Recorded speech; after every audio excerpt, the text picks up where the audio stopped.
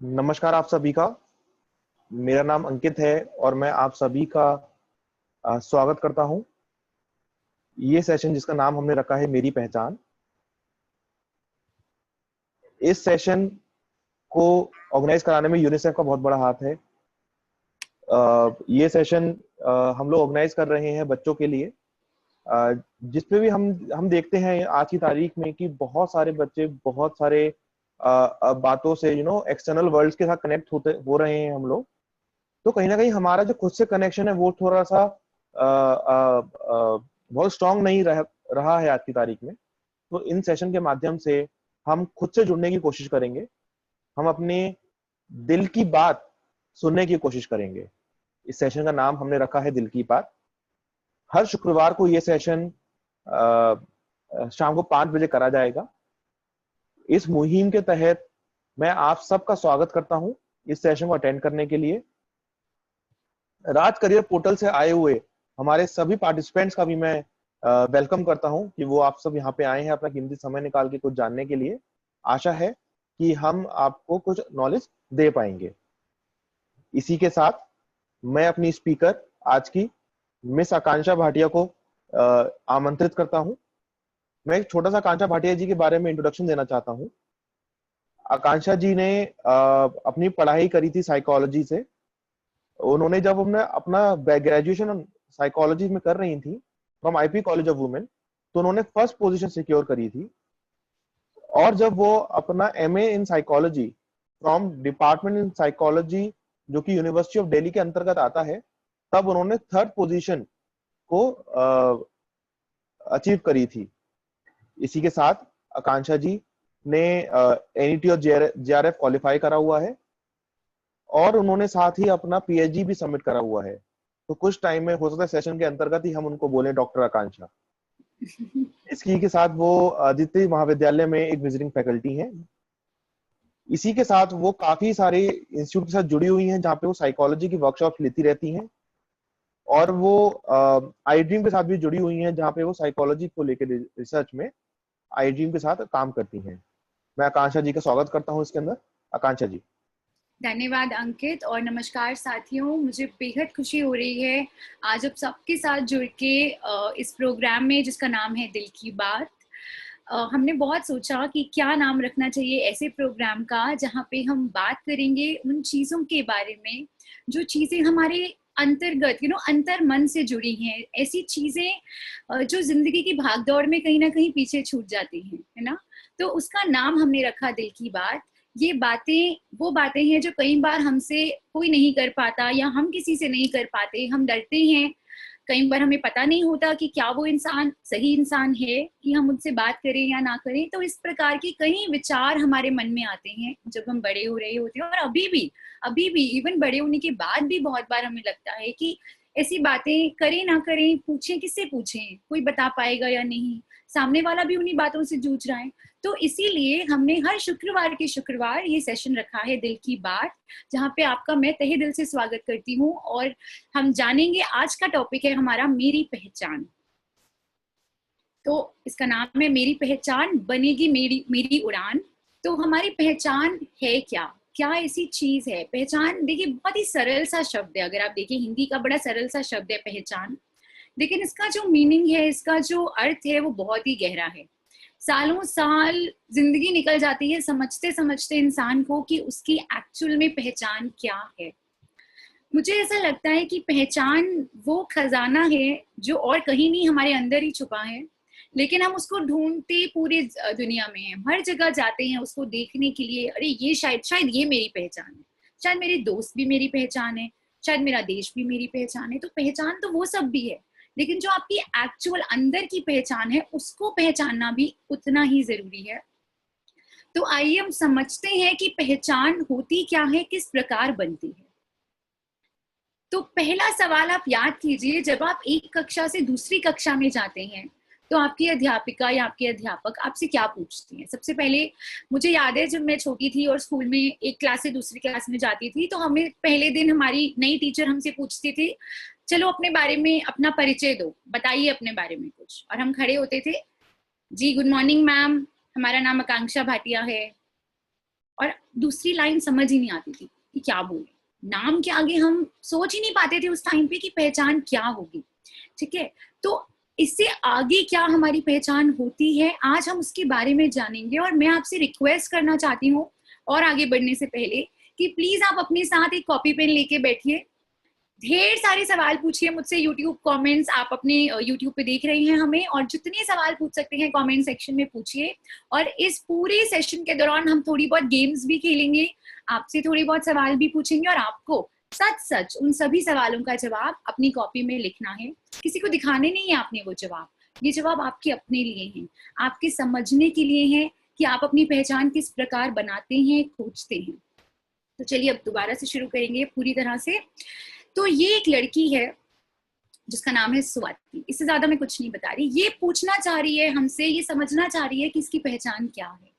तो एक इसकी पहचान इसका नाम है, इसकी पहचान इसकी कद काठी भी है, इसकी पहचान इसकी उम्र भी है, इसकी पहचान इसका चेहरा भी है जैसे ये दिखती है, इसका रंग भी है, ये क्या पहनती है, पहनावा भी है, और ये अपने आप को जैसे अपने आप को ये फीमेल के तौर पे पहचानती है, तो इसका जेंडर भी जैसा ये अपने आप को मानती है, समझती है, वो भी इसकी पहचान का पार्ट है। यानी कि हमें जो भी एक हमारी ऊपर की लुक है, या एक जैसे हम सबसे पहले किसी को देखते हैं और हम जैसा फटाफट जो चीजें हमें नोटिस हो जाती हैं, वो पहली हमारी पहचान है, और ये हमारी बड़ी व्यक्तिगत पहचान है। ठीक है, ये एक व्यक्तिगत तौर पे हम अपने आप को अपने नाम से, अपने जेंडर से, अपने पहनावे, रंग, अपने देखने से हम अपने आप को पहचानते हैं। आइए आगे बढ़े। अब हमने इससे और ज्यादा डिटेल में पूछना चाहा कि और बताओ तुम कौन हो। तो सोचने के बाद इसने ये बोला, मैं एक बेटी हूँ, मैं एक बहन हूँ, मैं एक स्कूल में जाती हूँ, मैं भारत में भी रहती हूँ, मेरे ये दोस्त भी हैं चिंकी, ये चिंकी मेरी दोस्त है, मैं जोधपुर में भी रहती हूँ, और मैं एक पर्टिकुलर धर्म और संप्रदाय की भी सदस्य हूँ। तो देखते ही देखते स्वाति ने ये रियलाइज किया कि उसकी पहचान, उसके रिश्ते, जिन रिश्तों से वो अपने आप को जोड़ती है, जिन समूहों का वो सदस्य अपने आप को मानती है, उससे भी उसकी पहचान जुड़ी है ना। तो इसका मतलब ये हुआ कि हमारी कुछ पहचान तो व्यक्तिगत हुई जो हमने पहली स्लाइड में देखी, और कुछ पहचान हमारी सामूहिक हुई। यानी कि वो ऐसी पहचान है जो हम जिन ग्रुप से हम आ रहे हैं, जिन भी जगहों से हम जुड़े हुए हैं, चाहे वो हमारे स्कूल में हमारा नृत्य का कोई ग्रुप हो, गाना गाने का कोई ग्रुप हो, म्यूजिक के जो ऐसे आपके ग्रुप्स होते हैं, ड्रामा थिएटर के ग्रुप्स होते हैं, तो वो भी कहीं ना कहीं हमारी पहचान होते हैं। यानी कि हमारी दो पहचानें हमें समझ आ गई हैं, एक होती है हमारी व्यक्तिगत और एक हो गई हमारी सामूहिक पहचान। अब स्वाति से किसी ने पूछा कि अगर हम और ज्यादा तुमसे जाने, और बताओ और सोचो तुम्हारी और पहचान क्या होती है, तो तुम क्या बोलोगी। तो स्वाति ने थोड़ी देर सोचा और उसने बोला, शायद ये भी मेरी पहचाने हैं, मेरे विचार, मेरे अनुभव, मुझे क्या पसंद है, मुझे क्या नापसंद है। एक तरह से देखा जाए तो ये भी स्वाति की व्यक्तिगत पहचान ही है, लेकिन ये वो व्यक्तिगत पहचान है जो उसके अंदर कहीं डीप, कहीं बहुत अंदर जाके छुपी हुई है, जो थोड़ी ज्यादा खोजने पे, थोड़ा ज्यादा टटोलने पे ही सामने आती है। एक और समझने वाली बात यहाँ ये भी है कि जो हमारी पहचान होती है, जैसे हमने कहा व्यक्तिगत भी होती है और सामूहिक भी होती है, वो बहुत ज्यादा तौर पे हमारे अनुभवों से भी जुड़ती है ना।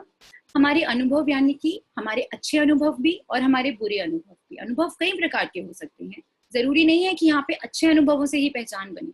कई बार हमारी पहचान हमारे कुछ बुरे अनुभवों से भी बनती है। अगर आप मुझसे पूछेंगे कि वो कौन से अनुभव हैं जो हमारी पहचान बनाते हैं, तो मैं ये कहूंगी वो अनुभव जो हमें सोचने पे मजबूर करें, वो अनुभव जो हमारे नजरिए बदलें, जो हमारी एक चली आ रही सोच है कुछ सालों की, जो उसको क्वेश्चन करें, वैसे अनुभव जो होते हैं वो कहीं ना कहीं हमारी पहचान बनाने में मदद करते हैं। तो आप यहाँ देखेंगे कि जो स्वाति की पहचान है वो इन सभी चीजों से निकल के आ रही है। इन सभी चीजों से अगर आप देखेंगे तो उसकी पहचान जो है इन सभी चीजों से निकल के आ रही है। यहाँ एक और बात आप समझिए कि ऐसा भी हो सकता है जैसे आप और आपका, आपकी लेट से आप और आपकी एक बहन, आप दोनों सेम परिवार के सदस्य हैं, आपके माता पिता सेम हैं, आपके परिवार वाले सेम, आपको सेम तरह से जो आपकी अपब्रिंगिंग है, आपकी परवरिश है, वो सेम तरह से हो रही है, आप सेम स्कूल में भी जा रहे हैं, वही सेम आपको अध्यापिकाएं पढ़ा रही हैं, फिर भी यानी कि आपको बहुत हद तक बिल्कुल सेम चीजें मिल रही हैं, सिमिलर कह लीजिए, चलिए सिमिलर चीजें मिल रही हैं, लेकिन उसके बाद भी आपकी जो एक पहचान है वो अलग निकल के आएगी आपकी बहन के मुकाबले। क्यों, सोचा है आपने कभी? फिर भी हमारी पहचान अलग है। कैसे हो जाता है ये? मैं तो, मेरा भाई भी सेम एक घर में, मैं भी एक घर में रह रही हूँ, उसको भी मेरी मम्मी वही बात बोलती है, मुझे भी मेरी मम्मी वही बात बोलती है, फिर भी उसकी पहचान और मेरी पहचान में हो सकता है हमारी पसंद नापसंद मिलती हो, लेकिन जो हमारी एक अंतर्गत पहचान है, जो हमारी व्यक्तिगत पहचान है, सामूहिक पहचान हमारी शायद सेम हो सकती है, सेम परिवार के हिस्सा हैं, सेम धर्म से आ रहे हैं, सेम जाति को मान रहे हैं, हो सकता है वो, लेकिन फिर भी हमारी जो अंतर्गत एक व्यक्तिगत पहचान है वो हमारी पहचान कहीं ना कहीं अलग है। पता है क्यों? क्योंकि हर इंसान की जो पहचान होती है ना, जैसे हमारा डीएनए अलग होता है, हमारे फिंगरप्रिंट अलग होते हैं, वैसे ही हम सबकी पहचान कहीं ना कहीं अलग अलग है, क्योंकि हम अपने आप को अलग नजरिए से देखते हैं। हमारा अपनी पहचान को समझने का जो नजरिया है वो ही अलग होता है। एक और बात मैं यहाँ पे आपको बताना चाहूंगी कि जो पहचान होती है हमारी, वो ऐसा नहीं है कि आज जो आपकी पहचान है वही आपकी पहचान रहेगी ना। आपकी जो पहचान है वो बनती चली जाती है, जैसे पानी बहता रहता है, नदी बहती रहती है, रुकती नहीं है कहीं पे, पानी कहीं नहीं रुकता, वो समय के साथ आगे बढ़ता रहता है। वैसे कुछ उसी तरह हमारी जो पहचान होती है वो एक जगह ठहरती नहीं है, वो भी आगे आगे बढ़ती रहती है। हाँ, कुछ चीजें हमारी पहचान में होती हैं जो कभी नहीं बदलती, और कुछ चीजें होती हैं जो बदलती हैं। अब जो चीजें नहीं बदलती वो कौन सी चीजें हैं? अगर मैं आपसे पूछूं, आप अपना जन्म स्थान बदल सकते हैं? मेरा जन्म दिल्ली में हुआ और मेरी दिल्ली एज जन्म स्थान, दिल्ली मेरी पहचान है, क्या मैं बदल सकती हूँ? नहीं। मैं अपना जन्म स्थान, जो अपनी पहचान है जो मेरे को मेरे जन्म स्थान से मिल रही है, मैं नहीं बदल सकती। मैं जिस घर में पैदा हुई हूँ वो भी नहीं बदल सकती, लेकिन हाँ, मैं किन दोस्तों को चुनूंगी, मेरी आर्थिक स्थिति आगे जाके क्या होगी, मैं किस पेशे को चुनूंगी, जैसे मैं मनोवैज्ञानिक हूँ तो मैंने किस पेशे को चुना जिससे भी मेरी पहचान बनी, मैं वो चीजें बदल सकती हूँ।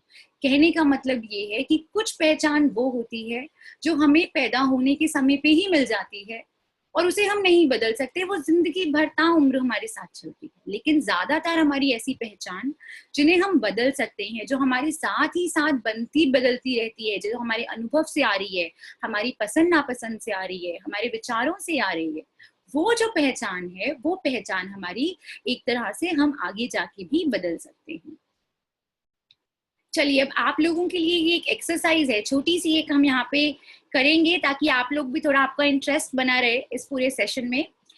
इसमें स्वाति अब आपसे पूछ रही है कि आपने व्यक्तिगत और सामूहिक पहचान के बारे में सेशन में थोड़ा सा जान लिया है, क्या आप उसकी मदद कर सकते हैं उसको ये बताने में कि व्यक्तिगत कौन सा पहचान हुआ और सामूहिक कौन सी हुई? तो ये उसने अपने बारे में 10 लाइनें लिखी हैं स्वाति ने, और वो आपसे रिक्वेस्ट कर रही है कि आप प्लीज उसको मदद कीजिए बताने में कि उसकी व्यक्तिगत पहचान कौन सी है और उसकी सामूहिक पहचान कौन सी है। ध्यान रहे, ये आंसर अभी आप YouTube पे कमेंट मत कीजिएगा, आप अपने पास रखिएगा इन आंसर्स को, क्योंकि हम आपको सेशन खत्म होने के बाद ये आंसर बताएंगे। तो अगर आप पहले YouTube पे कमेंट कर देंगे तो बाकी बच्चों को भी पता चल जाएगा, ठीक है? तो आप अपने पास तुरंत एक 2 कॉलम बना लीजिए, एक व्यक्तिगत पहचान का स्वाति की और एक सामूहिक पहचान का, और सिर्फ नंबर डाल दीजिए कि कौन सी आपको लगता है उसकी पहचान है जो उसकी व्यक्तिगत है और कौन सी पहचान है जो उसकी सामूहिक है। मैं फिर भी एक बार दोबारा से इसकी स्वाति ने जो लाइनें कही हैं वो बता देती हूँ। उसने पहला बोला मेरा नाम स्वाति है, तो देखिए ये व्यक्तिगत हुई या सामूहिक। दूसरा उसने बताया मैं अपने स्कूल के स्पोर्ट्स क्लब की सदस्य हूँ, तो अब आप बताइए ये क्या हुआ? मुझे भारतीय होने पे गर्व है, मैं जोधपुर निवासी हूँ, मैं क्रिकेटर बनना चाहती हूँ, मैं हर रविवार चर्च जाती हूँ जैसे कि मेरा दोस्त परमीत गुरुद्वारे जाता है। बताइए ये कौन सी पहचान हुई अब? 7वां, मेरा कद लंबा है, मुझे सांप से डर लगता है, मैं और मेरी दोस्त मिलकर हर वर्ष हमारे मोहल्ले में पेड़ लगाते हैं, और आखिरी मैं 14 साल की हूँ। तो मुझे उम्मीद है अब तक आपने ये 10 स्टेटमेंट्स पढ़ के इसके आंसर कर लिए, लिख लिए होंगे अपने पास। तो आप हमारे साथ बने रहिएगा थ्रू आउट द सेशन, क्योंकि लास्ट में हम आपको इसके आंसर भी बताएंगे। चलिए, अब आप देखिएगा आपकी स्क्रीन पे ये कुछ शब्द आ रहे हैं।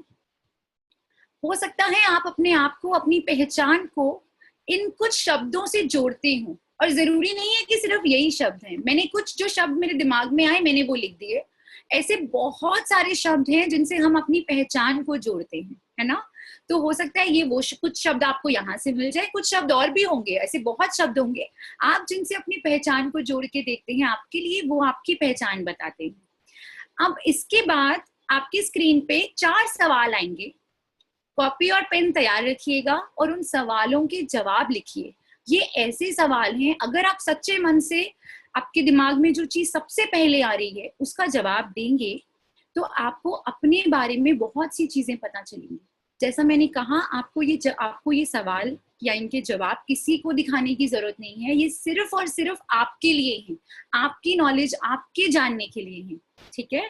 तो आप अपनी कॉपी पेन तैयार रखिएगा। पहला सवाल जो आ रहा है आपकी स्क्रीन पे वो ये है, मेरे लिए मेरी पहचान में क्या स्वीकार करना सबसे मुश्किल है।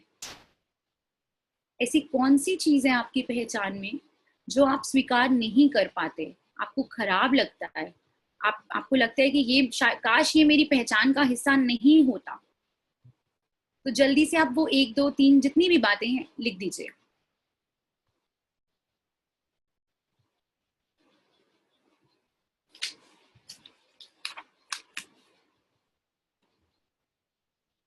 अगला सवाल, मेरे लिए मेरी पहचान में क्या स्वीकार करना सबसे सरल है। ऐसी कौन सी बातें हैं आपकी पहचान की जो आपको स्वीकार करना आसानी से आप कर लेते हैं, आपको लगता है अरे ये तो बहुत अच्छा है कि मेरी पहचान का हिस्सा है, मैं बहुत खुश हूं कि मेरी पहचान ऐसी है। तो उस बारे में लिखिए, ऐसी क्या चीजें हैं आपकी पहचान में, ऐसी क्या पॉइंट्स हैं जो एक्सेप्ट करना आपके लिए, उसको स्वीकार करना आसान है।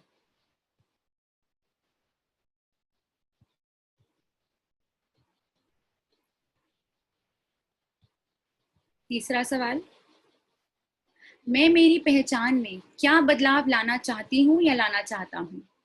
ये बहुत जरूरी सवाल है। अगर आप इस सवाल का उत्तर, जब तक आप इस सवाल का उत्तर नहीं खोज पाएंगे, आप अपनी पहचान को सही तरह से नहीं निखार पाएंगे। इस सवाल के बारे में थोड़ा चिंतन कीजिए, सोचिए ऐसी क्या चीजें आपकी पहचान में जो आपको लगता है आप बदलना चाहेंगे, और तुरंत से उसका उत्तर लिख दीजिए अपने पास।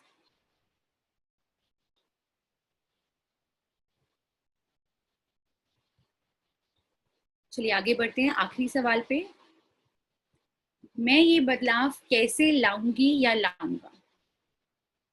फिर एक बहुत अहम सवाल, क्योंकि अब हमें पता चल गया है, पुराने सवाल पिछले सवाल में आपको पता चल गया कि ऐसी क्या चीजें हैं जो आप बदलना चाहते हैं, लेकिन जब हमें पता चल जाता है तो हम हाथ पे हाथ धरे तो नहीं बैठ सकते। जब तक हम उस चीज को बदलने के लिए कोई एक्शन नहीं लेते, उठते नहीं है, खड़े नहीं होते कि हाँ हम बदलना चाहते हैं, तब तक कोई फायदा नहीं होता। इसलिए ये जो सवाल है ये आपको वो बताएगा कि आप बदलाव कैसे ला सकते हैं, और आपका जो भी उत्तर हो, आपको आज के सेशन में हम भी कुछ टिप्स देंगे कि आप अपनी पहचान को और निखार कैसे सकते हैं। चलिए, तो ये आपके 4 सवाल थे। मुझे उम्मीद है कि आप सभी ने इन चारों सवालों के उत्तर लिख लिए होंगे अपने पास, और आप इस सेशन के बाद इस पे और ज्यादा चिंतन करेंगे और आपके दिमाग में हो सकता है कई सवाल आए, तो वो हम आपको बताएंगे कि आप हम तक दोबारा कैसे पहुंच सकते हैं।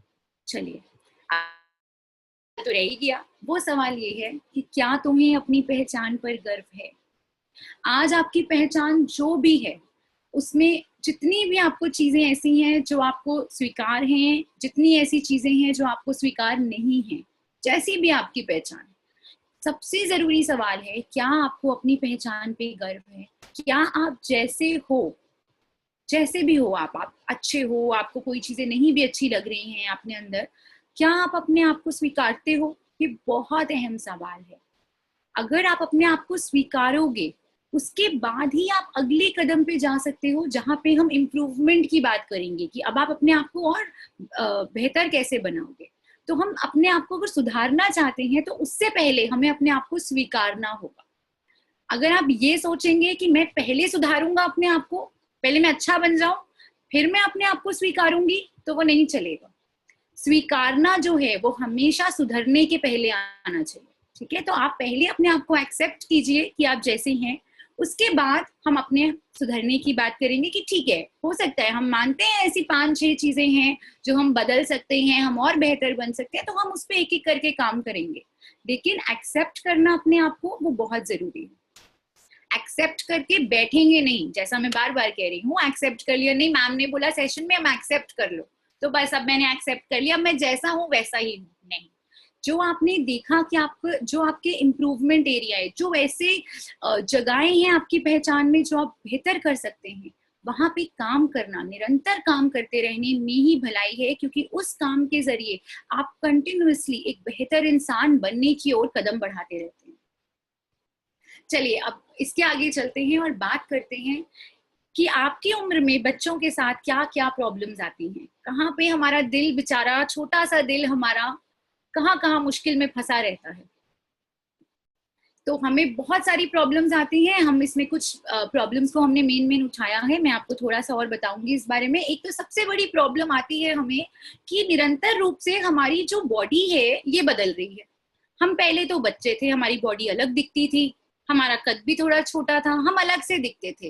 अब हम थोड़े और अलग दिख रहे हैं। अब हमारा जो शरीर है वो एक नया रूप ले रहा है, तो वो भी एक हमारे लिए, हमारा दिल मुश्किल में रहता है हर वक्त कि पता नहीं मैं कैसा दिख रहा हूँ, ठीक लग रहा हूँ नहीं लग रहा, या ठीक लग रही हूँ नहीं लग रही हूँ। तो वो एक वो हमारी समस्या बनी रहती है।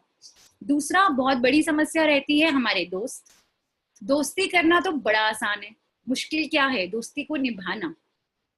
तो हम परेशान कहाँ होते हैं कि हमें हमारे दोस्त कुछ करने को कह रहे हैं, अरे मैं करूँ ना करूँ, मुझे पढ़ना है, मेरा एग्जाम सर पे है, दोस्त कह रहे हैं चल मूवी देख के आते हैं, अब मैं जाऊं कि नहीं जाऊं, मम्मी गुस्सा करेंगी, अगर चली गई तो फिर मैं पढ़ाई भी नहीं कर पाऊंगी।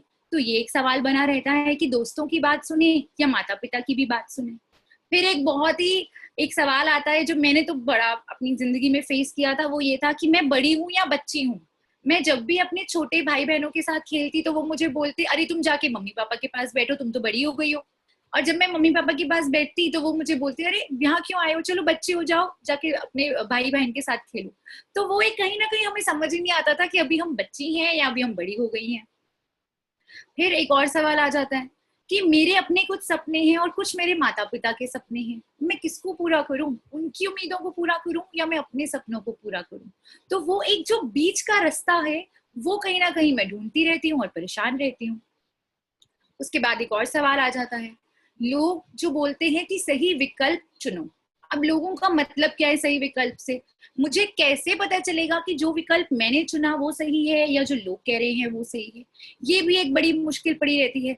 दूसरा, मुझे कई बार ये भी लगता है कि जो लोग हैं मैं उन पे भरोसा कैसे करूं कि यही इंसान मुझे सही विकल्प बता रहा है और मुझे गुमराह नहीं कर रहा। तो इंसान कैसे पहचानूं, ये भी एक समस्या बन जाती है मेरे लिए।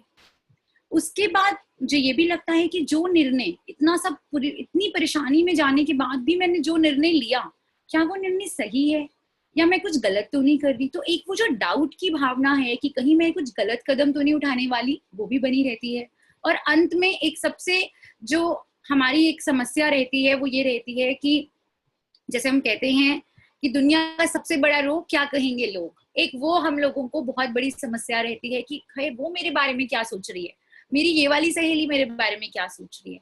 तो इससे भी हम हर वक्त एक कहीं ना कहीं परेशान रहते हैं कि हमारे बारे में कौन क्या सोचता है। और कई बार कोई हमारे बारे में क्या सोचता है इसके चक्कर में हम अपने आप से झूठ बोलने लगते हैं, अपनी पहचान से झूठ बोलने लगते हैं और अपने आप को इस तरह से दर्शाने लग जाते हैं जैसा वो इंसान हमसे एक्सपेक्ट करता है, जैसा वो चाहता है कि हम हों, या हमें जैसा लगता है कि वो हमसे चाह रहा है, हम वैसा बनने लगते हैं। इसके बारे में अभी हम और भी डिटेल में बात करेंगे, पर जस्ट आपको बताने के लिए ये कुछ मेरे हिसाब से हमारे दिल की मुश्किलें रहती हैं। अब उन मुश्किलों के साथ जो सबसे बड़ा सवाल जुड़ जाता है वो ये रहता है कि हमारे लिए कौन सा रास्ता सही है, हम किस रास्ते पे चलें, ऐसा कौन सा रास्ता है जो मुझे सही रास्ते पे लेके जाएगा, सही राह दिखाएगा, मेरे मकसद तक पहुंचाएगा। और ऐसा कौन सा रास्ता है जो मुझे मेरे मकसद से दूर कर देगा, मुझे भटका देगा, मुझे गुमराह कर देगा। ज्यादा कुछ नहीं कहूंगी मैं यहाँ पे दोस्तों, मैं दो बातें बताऊंगी आपको। पहली बात तो यहाँ पे ये रहती है कि आपके मन से ज्यादा, आपकी अंतरात्मा से ज्यादा बड़ा आपको रास्ता दिखाने वाला कोई नहीं मिलेगा। अगर कोई ऐसी बात है जहां आपकी अंतरात्मा ही आपको गवाही नहीं दे रही वो चीज करने की, तो सोचिए। फिर हम आपको अभी और भी रास्ते बताएंगे कि आप किस प्रकार से एक रैशनल रूप में, एक साइंटिफिक रूप में प्रॉब्लम सॉल्व करेंगे, ऐसी प्रॉब्लम आए वो भी बताएंगे। लेकिन उसे बोलने से पहले मैं ये कहूंगी कि सबसे बड़ा जो हमारे सिद्धांत हैं जीवन के, अगर किसी रास्ते पे चल के हम अपने जीवन के सिद्धांतों के साथ कॉम्प्रोमाइज कर रहे हैं, हम अपने एथिक्स, हमारे जिंदगी की जो वैल्यूज हैं, हमें जो हमारे माता पिता ने सिखाया है, हमारी जो टीचर्स ने सिखाया है, अगर हम उसका अनादर कर रहे हैं तो वो रास्ता सही कभी हो ही नहीं सकता, ये तो तय बात है। दूसरी बात, हमारे जीवन में बहुत ऐसी परिस्थितियां हैं, और अभी तो मुझे लगता है और आएंगी आपके जीवन में जैसे जैसे आप बड़े होंगे, जहां पे आपको हो सकता है कुछ ऐसे रास्ते दिखे जो रास्ते छोटे हों और आसान हों। आपको लगेगा अरे ये तो बड़ा अच्छा रास्ता है, बस छोटा सा, यहाँ पे बस ये करना है और मैं सफलता की बुलंदी पे पहुंच जाऊंगी। नहीं, वो रास्ता आपको देखना होगा कि सही है या नहीं, क्योंकि जो रास्ता आसान दिख रहा है, छोटा दिख रहा है, गलत, आपको थोड़ा समझना होगा कि क्या इस रास्ते में कोई ऐसी बात तो नहीं छुपी हुई जो मुझे गलत रास्ते की ओर धकेल देगी। क्योंकि सफलता में कोई शॉर्टकट नहीं होता, कोई ऐसा रास्ता नहीं है जीवन में, ऐसा कभी आप नहीं कर पाओगे, कभी भी आप कितनी कोशिश कर लो, सफलता के लिए कोई शॉर्टकट बना ही नहीं है इस जीवन में। आपकी मेहनत, आपकी ईमानदारी और आपका दृढ़ निश्चय ही आपको सही रास्ते पे लेके जा सकता है। इसके अलावा आपको ये सरल, ये छोटे रास्ते, आसान रास्ते, ये काम नहीं आते हैं। तो आपको ये ध्यान रखना है कि जो आप रास्ता चुन रहे हैं वो आपके सिद्धांतों से मैच करता है, ठीक है। आपकी अंतरात्मा भी आपको उसकी गवाही देती है, वो रास्ता कहीं ना कहीं सही रास्ता रहता है। चलिए अब आगे बढ़ेंगे।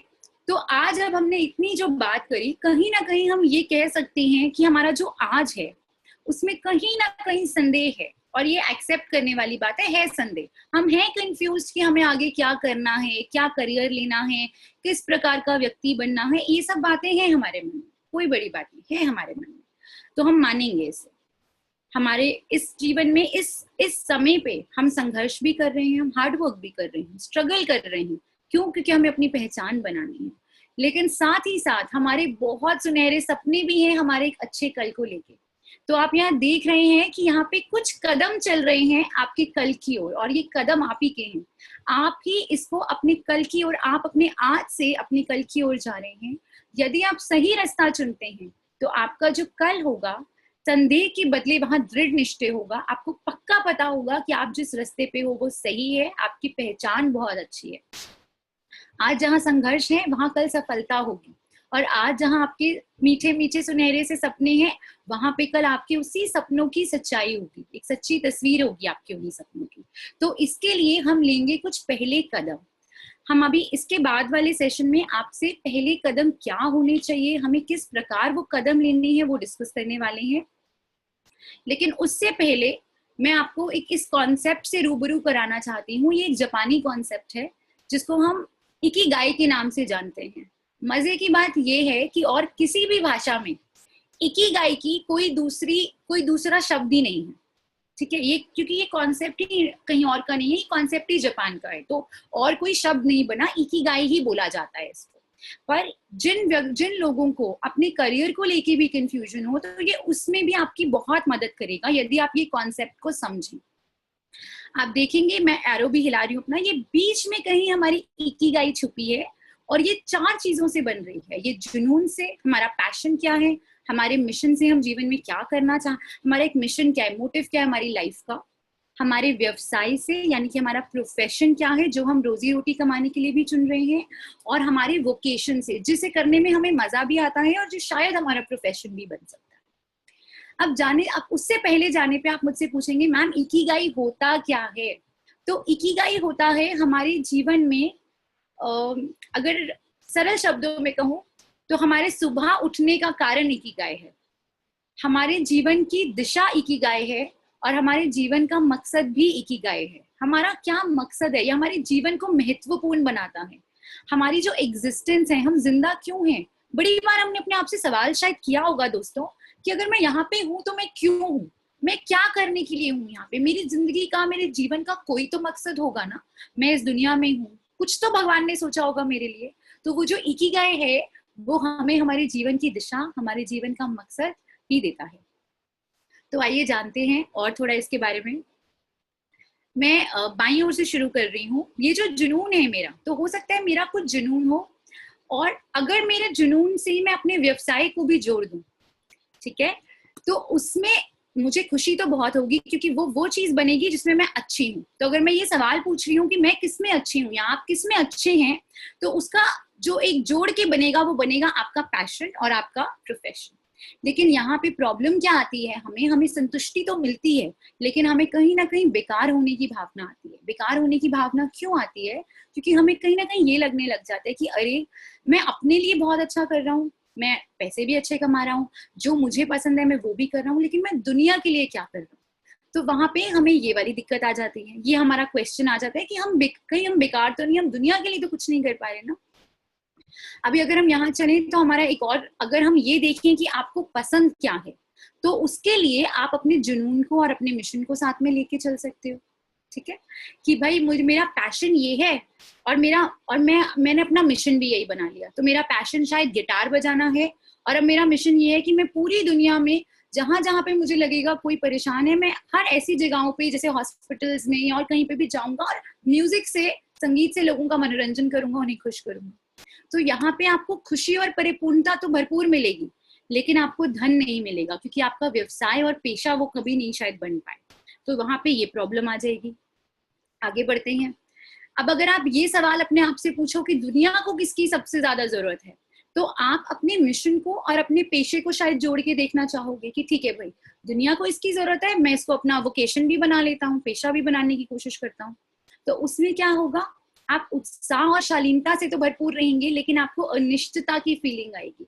तो हो सकता है जैसे आपको जैसे अध्यापिका बनने का बहुत मन हो, मान लीजिए, तो आप अध्यापिका बने, लेकिन हो सकता है उसकी कोई परमानेंट अपॉर्चुनिटी ना हो उस टाइम पे आपके पास। तो आपने जहां पे भी आपका मन हो, मतलब जैसे किसी स्कूल में जाके आपने पढ़ाना स्टार्ट किया, ठीक है, तो आपने उसे अपना पेशा तो बनाने की कोशिश करी, आपका मिशन भी रहा, लेकिन वो आपका प्रोफेशन नहीं बन पाया किसी वजह से। ठीक है, तो वहां पे जाके एक अनिश्चितता है कहीं ना कहीं हमारे मन में, क्या मेरी नौकरी कभी सरकारी होगी नहीं होगी, क्या मुझे परमानेंट मिलेगी नहीं मिलेगी, क्या मैं आगे जाके इसमें पैसे कमा पाऊंगी और ज्यादा, मैं ठीक से सेटल हो पाऊंगी इस नौकरी में या नहीं। तो वहां पे वो क्वेश्चन रह जाएगा। और आखिरी में आते हैं व्यवसाय और पेशे की तरफ। तो यहाँ पे आपका ये सवाल रहता है कि क्या मुझे इससे पैसे मिलेंगे। तो वहां पे वो एक, अगर आप उन दोनों को जोड़ के देखेंगे, अपने व्यवसाय और पेशे को जोड़ के देखेंगे, तो वहां आप देखेंगे कि वो आरामदायक तो है क्योंकि आपको पैसे मिल रहे हैं, पर वहां फिर भी एक खालीपन का एहसास है। क्यों? क्योंकि शायद वो आपका ना तो पैशन है और ना ही उससे दुनिया का कुछ ज्यादा भला होता है। तो वहां पे भी आप परेशान रहेंगे। तो फिर मैम हम करें क्या? आपने तो चारों चीजें बता दी और कहीं ना कहीं ये भी बता दिया कि तुम तब भी परेशान और तब भी परेशान। तो हमें सिंपल करना ये है, हम जब भी कोई चीज जिंदगी में बनना चाह रहे हैं, कोई भी चीज है जो आपके मन में है, मैं गायिका बनना चाहती हूँ, मैं क्रिकेटर बनना चाहती हूँ, मैं फुटबॉलर बनना चाहती हूँ, मैं पायलट बनना चाहती हूँ, सिंपल अपने आप से 4 सवाल पूछिए। पहला सवाल पूछिए, आप किसमें अच्छी हैं, आपको क्या पसंद है, क्या आपको इसके लिए पैसे मिलेंगे, और दुनिया को क्या इसकी जरूरत है। अगर आपने ये चारों सवाल जो आपको ये दिख रहे हैं, ये चारों सवाल के आपको उत्तर जब आपको एक ही चीज में नजर आने लगे, तो वो चीज होती है आपकी इकिगाई, आपके जीने का मकसद, आपके सुबह उठने की वजह, वो आपकी इकिगाई है। और अपनी इकिगाई को पहचान के हम जब भी कोई काम करते हैं, तो हमारा जीवन एक साधारण जीवन से एक महत्वपूर्ण जीवन बन जाता है। हमें मजा आता है उस जिंदगी में, क्योंकि हम सब चीजों को कहीं ना कहीं थोड़ा थोड़ा पूरा कर रहे हैं। तो आपके लिए सबसे बड़ा लेसन आज का एक ये भी है कि आप ये चारों सवाल अपने आप से पूछिए और जानने की कोशिश कीजिए कि आपकी इकिगाई क्या है। चलिए, अब जैसा मैंने कहा था, इकिगाई का बता दिया आपको मैंने। इसके अब आगे हम चलेंगे हमारे लास्ट सेगमेंट की ओर, जिसमें हम आपको बताएंगे कुछ पहले कदम। क्या ऐसे पहले कदम हो सकते हैं जो हम लें, जिसकी वजह से हमारी इकिगाई भी मिले और हमारा एक, हमें अच्छी लेवल की, एक जो हम चाह रहे हैं, हमें वैसी पहचान भी मिले। तो सबसे पहली चीज जो मैं आपको बताना चाहूंगी पहले कदम में, वो ये है कि आप जितने भी लोग इस वक्त मुझे सुन रहे हैं, अपने लिए एक बार जोरदार तालियां बजा दीजिए, क्योंकि आपका यहाँ आना बहुत बड़ी बात है। अपने आप को अप्रिशिएट कीजिए कि आपने ये समय निकाला, आप यहाँ आए। इसका मतलब ही ये है कि आप अपनी पहचान को खोजना चाहते हैं और आप अपनी पहचान की तलाश में हैं। तो ये बहुत बड़ी बात है। हमें वो चीज कभी मिलेगी ही नहीं हम जिसकी तलाश नहीं करेंगे। तो एटलीस्ट आपने ये पहला कदम लिया, जहां आप तलाश करना चाहते हैं, वो अपने आप में ही बहुत बड़ी बात है। चलिए, अब दूसरा कदम क्या होगा? दूसरा कदम हमारा ये होना चाहिए कि जब भी हम कोई ऐसी परिस्थिति में जाएं जहां हम अपनी पहचान को खोज रहे हैं, तो हम एक ऑब्जेक्टिव स्टैंड लें। अब ऑब्जेक्टिव स्टैंड क्या होता है? मेरी एक सिचुएशन बन गई है, मैं कुछ बातों में परेशान हूँ, मुझे ये सोचना है कि मैं उस पूरी की पूरी सिचुएशन में अपने आप को सिचुएशन से पीछे रख के कैसे देखूं। क्योंकि अगर मैं उस सिचुएशन में घुसी रहूंगी तो मेरे अपने जो इमोशंस हैं, मेरी अपनी जो भावनाएं हैं, वो कहीं ना कहीं मेरी जो एक समझ है उसको इन्फ्लुएंस करेंगी। मैं अपनी भावनाओं से प्रभावित होंगी। तो मुझे ये करना ये है कि मुझे अपना एक कदम लेना है पीछे और फिर उस सिचुएशन को एक तीसरे व्यक्ति के नजरिए से देखना है, समझना है तीसरे व्यक्ति के नजरिए से कि अच्छा ये सिचुएशन है। तो मैं अपने आप को आकांक्षा बोल के नहीं समझूंगी, मैं बोलूंगी अच्छा कोई लड़की है, वो ऐसा करना चाहेगी तो क्या होगा। ठीक है, इससे क्या होगा कि मेरी जो अपनी भावनाएं हैं मेरी सिचुएशन को लेके वो बीच में नहीं आएंगी। तो ये तो है हमारा दूसरी चीज कि अपनी भावनाओं से प्रभावित ना होना। तीसरा ये है कि अपनी इच्छाओं को समझिए। आप क्या करना चाहते हैं, आपको किस चीज से खुशी मिलती है, ऐसी क्या चीज है जो आपको एक संतुष्टि की फीलिंग देती है, जिससे आपको अच्छा महसूस होता है। अब इसका तरीका क्या है? मेरी मानेंगे तो सबसे अच्छा तरीका होता है जब हम एक कॉपी पेन लेके बैठते हैं और अपनी भावनाओं को लिखना शुरू करते हैं। क्योंकि जब हम लिखते हैं, हम जब सोचते हैं तो कई सारे थॉट्स हमारे मन में आते हैं, कई विचार आते हैं जाते हैं।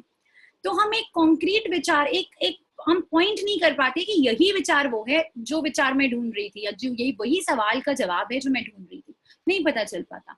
तो सबसे अच्छा तरीका होता है कि हम बैठ के सब चीज को एक साथ लिखना शुरू करें। जब हम लिखेंगे तो हमें एक तरह से दिखने लग जाती है, सब चीजें साफ साफ हमें दिखता है। तो आप या तो छोटी छोटी वर्ड्स लिखिए, मेरी इच्छाएं क्या हैं, मैं नाम कमाना चाहती हूँ, मैं अपने समाज का भला करना चाहती हूँ, या तो आप ऐसे लिखिए, या आप जितना डिटेल में लिख सकते हैं वैसे लिखिए। जितना लंबा कहानी के तौर पे लिख सकते हैं उसको उतने लंबी तरीके से लिखिए, वो आपके ऊपर है। लेकिन सबसे जरूरी है आप अपनी इच्छाओं को समझिए। चौथा कदम हमारा ये है कि हमारी जो मान्यताएं हैं, और इसकी बात मैंने थोड़ा पहले भी आपसे करी थी, कि आपकी जो मान्यताएं हैं, जिन चीजों को आप मानते हैं, आपके जो सिद्धांत हैं, जो आपको बचपन से हमारे माता पिता, हमारी दादा दादी, नाना नानी, हमारे घर के अन्य सदस्य, हमारे अध्यापक अध्यापिकाएं, जो हमें इतने एफर्ट कर करके समझाते हैं हमारे सिद्धांत, और जो हम सिद्धांत खुद भी बनाते हैं बड़े, ऐसा नहीं सिर्फ वही बता रही है, कुछ सिद्धांत हमारे अपने भी हैं, कुछ उसूल हमने अपने भी बनाए हैं। उन उसूलों को देखिए और समझिए कि आप जो भी करना चाह रहे हैं वो उसूल क्या हैं, और उसको एक बार लिस्ट डाउन कीजिए, लिखिए उनको भी बैठ के एक बार। और फिर ये ध्यान रखिएगा कि जीवन में चाहे कोई भी परिस्थिति आ जाए, आप उन उसूलों से नहीं हिले। अपने आप से ये वादा कीजिए कि जो भी मैंने उसूल बनाए हैं यही मेरे उसूल रहेंगे। हाँ, हो सकता है किसी परिस्थिति के बाद आपको दोबारा उस उसूल पे विचार करने का मौका मिले, तब ठीक है। लेकिन कम से कम जो परिस्थितियां ऐसी आती हैं जहां पे आपको कोई इन्फ्लुएंस करना चाह रहा है, या आपको कोई कुछ और कह रहा है, आप समझ नहीं पा रहे हैं, तो कम से कम आपके पास एक लिस्ट है कि भाई मैंने इसी को फॉलो करना। दूसरा, हमें ये भी देखना बहुत ज्यादा जरूरी है कि आपका जो जीवन है या आप जो कर रहे हैं वो किस प्रकार से आपके उसूलों के साथ मैच हो रहा है। यदि आप कुछ ऐसा कर रहे हैं जो आपके उसूलों के साथ मैच नहीं हो रहा, जैसे बड़ी सिंपल सी एक बात मैं आपको बताऊंगी। जैसे बचपन में हमें सिखाया गया है कि झूठ नहीं बोलना बेटा, कब कुछ हो जाए झूठ मत बोलिए, सच का रास्ता अपनाइए। और ये बिल्कुल बेसिक है। आप बोलेंगे मैम आप तो एकदम बेसिक बात बता रही हैं, पर यही सबसे जरूरी बात है जो शायद हम लोग दोबारा भूल जाते हैं, नहीं कोई बता पाता दोबारा। और आपने कहीं पे जाने के लिए या दोस्तों से मिलने के लिए या कुछ भी करने के लिए आपने अपने माता पिता से झूठ कहा। हो सकता है आपकी नजर में बहुत छोटा झूठ है वो, लेकिन वो कहीं ना कहीं आपकी पहचान भी बना रहा है। वो झूठ आपकी ये पहचान बना रहा है कि आप अपने उसूलों पे खड़े नहीं रह सकते। ठीक है। तो ये बात का ध्यान रखिए कि आपने जो उसूल बनाए हैं और आप जो एक्शंस कर रहे हैं, आप जो जिस प्रकार अपना जीवन व्यतीत कर रहे हैं, उनका आपस में मेल होना बहुत जरूरी है। अगर उसका आपस में मेल नहीं है तो उसूलों का कोई फायदा नहीं है।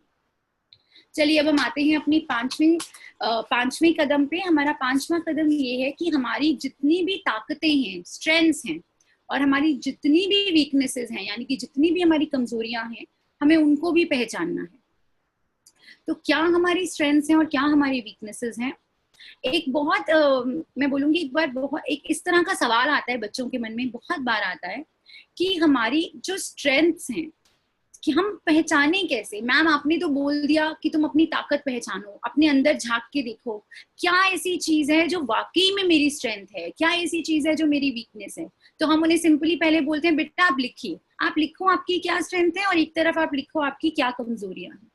लेकिन मैम लिखने पे हमें पक्का कैसे पता चलेगा कि ये वही स्ट्रेंथ है, ये सच में स्ट्रेंथ है। हो सकता है मैं अच्छा नहीं गाती, लेकिन मैं शायद लिख दूं कि मैं अच्छी गायिका हूँ। तो हमें क्या पता चलेगा? मैं गाना चाहती हूँ इसलिए मैंने लिख दिया मैं गायिका हूँ, मेरी स्ट्रेंथ है, लेकिन हो सकता है मैं उतना अच्छा नहीं गाती।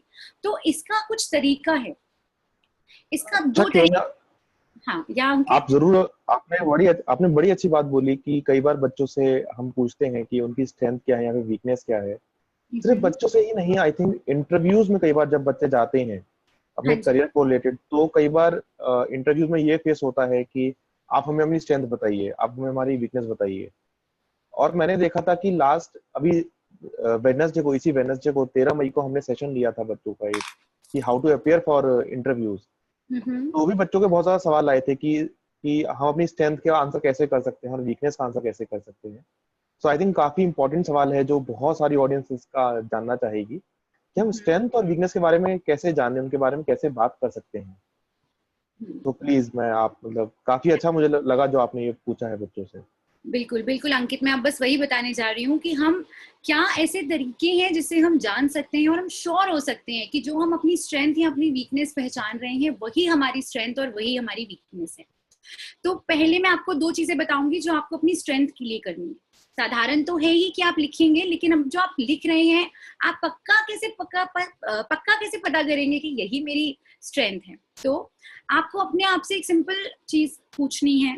एक ऐसा मोमेंट याद कीजिए, एक ऐसा अनुभव याद कीजिए या एक ऐसी परिस्थिति याद कीजिए अपने जीवन की जब आप बहुत खुश थे या आप बहुत संतुष्ट थे अपने जीवन में, और फिर उसके ऊपर या आपको बहुत ज्यादा सक्सेसफुल फील हो रहा था, बहुत सफल फील कर रहे थे अपने आप को कि मैं बहुत अच्छी हूँ इसमें। ठीक है, ऐसा क्या मोमेंट था? हो सकता है आप कोई गेम जीते हो सकता है आपको कोई प्रतियोगिता में इनाम मिला हो, कुछ तो रहा होगा। आप ये देखिए वो किस डोमेन में था, यानी कि वो डांस में हो सकता है, वो गाने को लेके हो सकता है, म्यूजिक में हो सकता है, स्पोर्ट्स में हो सकता है, पढ़ाई में भी हो सकता है। वो क्या चीज थी जहाँ पे आपने अच्छा परफॉर्म किया, आपने सफल, अपने आप को अंदर से आपको लगा कि आप सफल हैं। इसके साथ साथ आप ये भी देख सकते हैं आप किन लोगों के साथ थे, क्या वो लोग आपको अच्छा महसूस करवा रहे थे उस टाइम पे, क्या वो लोग भी आपकी तारीफ कर रहे थे कि अरे तुमने बहुत अच्छा किया। तो अगर वैसा सब हाँ है, अगर आपके उत्तर इन सवालों के जवाब अगर हाँ है, तो यानी कि कहीं ना कहीं आपकी स्ट्रेंथ है। और दूसरा मुझे लगता है बहुत एक आसान तरीका ये रहता है कि आप फीडबैक मांगिए। जो लोग, अब फीडबैक हम किससे मांगते हैं? फीडबैक हम उनसे मांगते हैं, फीडबैक यानी कि हमें बताइए कि हम कैसे हैं। जैसे हमारे टीचर्स हम कोई पेपर लिख के आते हैं, तो कई बार होता है ना, टेस्ट करते हैं तो हमारी मैम या हमारे सर हमें बुलाते हैं और बताते हैं कि बेटा आप यहाँ पे ना और बेहतर कर सकते हो। तो वो एक फीडबैक हुआ कि वो आपको और अच्छा करने का तरीका बता रहे हैं। तो आप फीडबैक लीजिए, आप फीडबैक लीजिए आपके टीचर से, वो आपको एक अच्छा फीडबैक दे सकते हैं। आप फीडबैक लीजिए अपने पीयर से, अपने दोस्तों से भी फीडबैक लीजिए। ये नहीं कोई कह रहा कि दोस्त ही खराब भी होते हैं, दोस्त बहुत अच्छे भी होते हैं जिंदगी में। दोस्तों का एक बहुत अहम रोल है, और हम आने वाले दिल की बात के सेशंस में एक पूरा सेशन भी करेंगे दोस्ती के ऊपर। तो हम ये बिल्कुल नहीं कह रहे, आप फीडबैक लीजिए दोस्तों से, आप अपने पेरेंट्स, माता पिता से फीडबैक लीजिए, अपने भाई बहनों से फीडबैक लीजिए।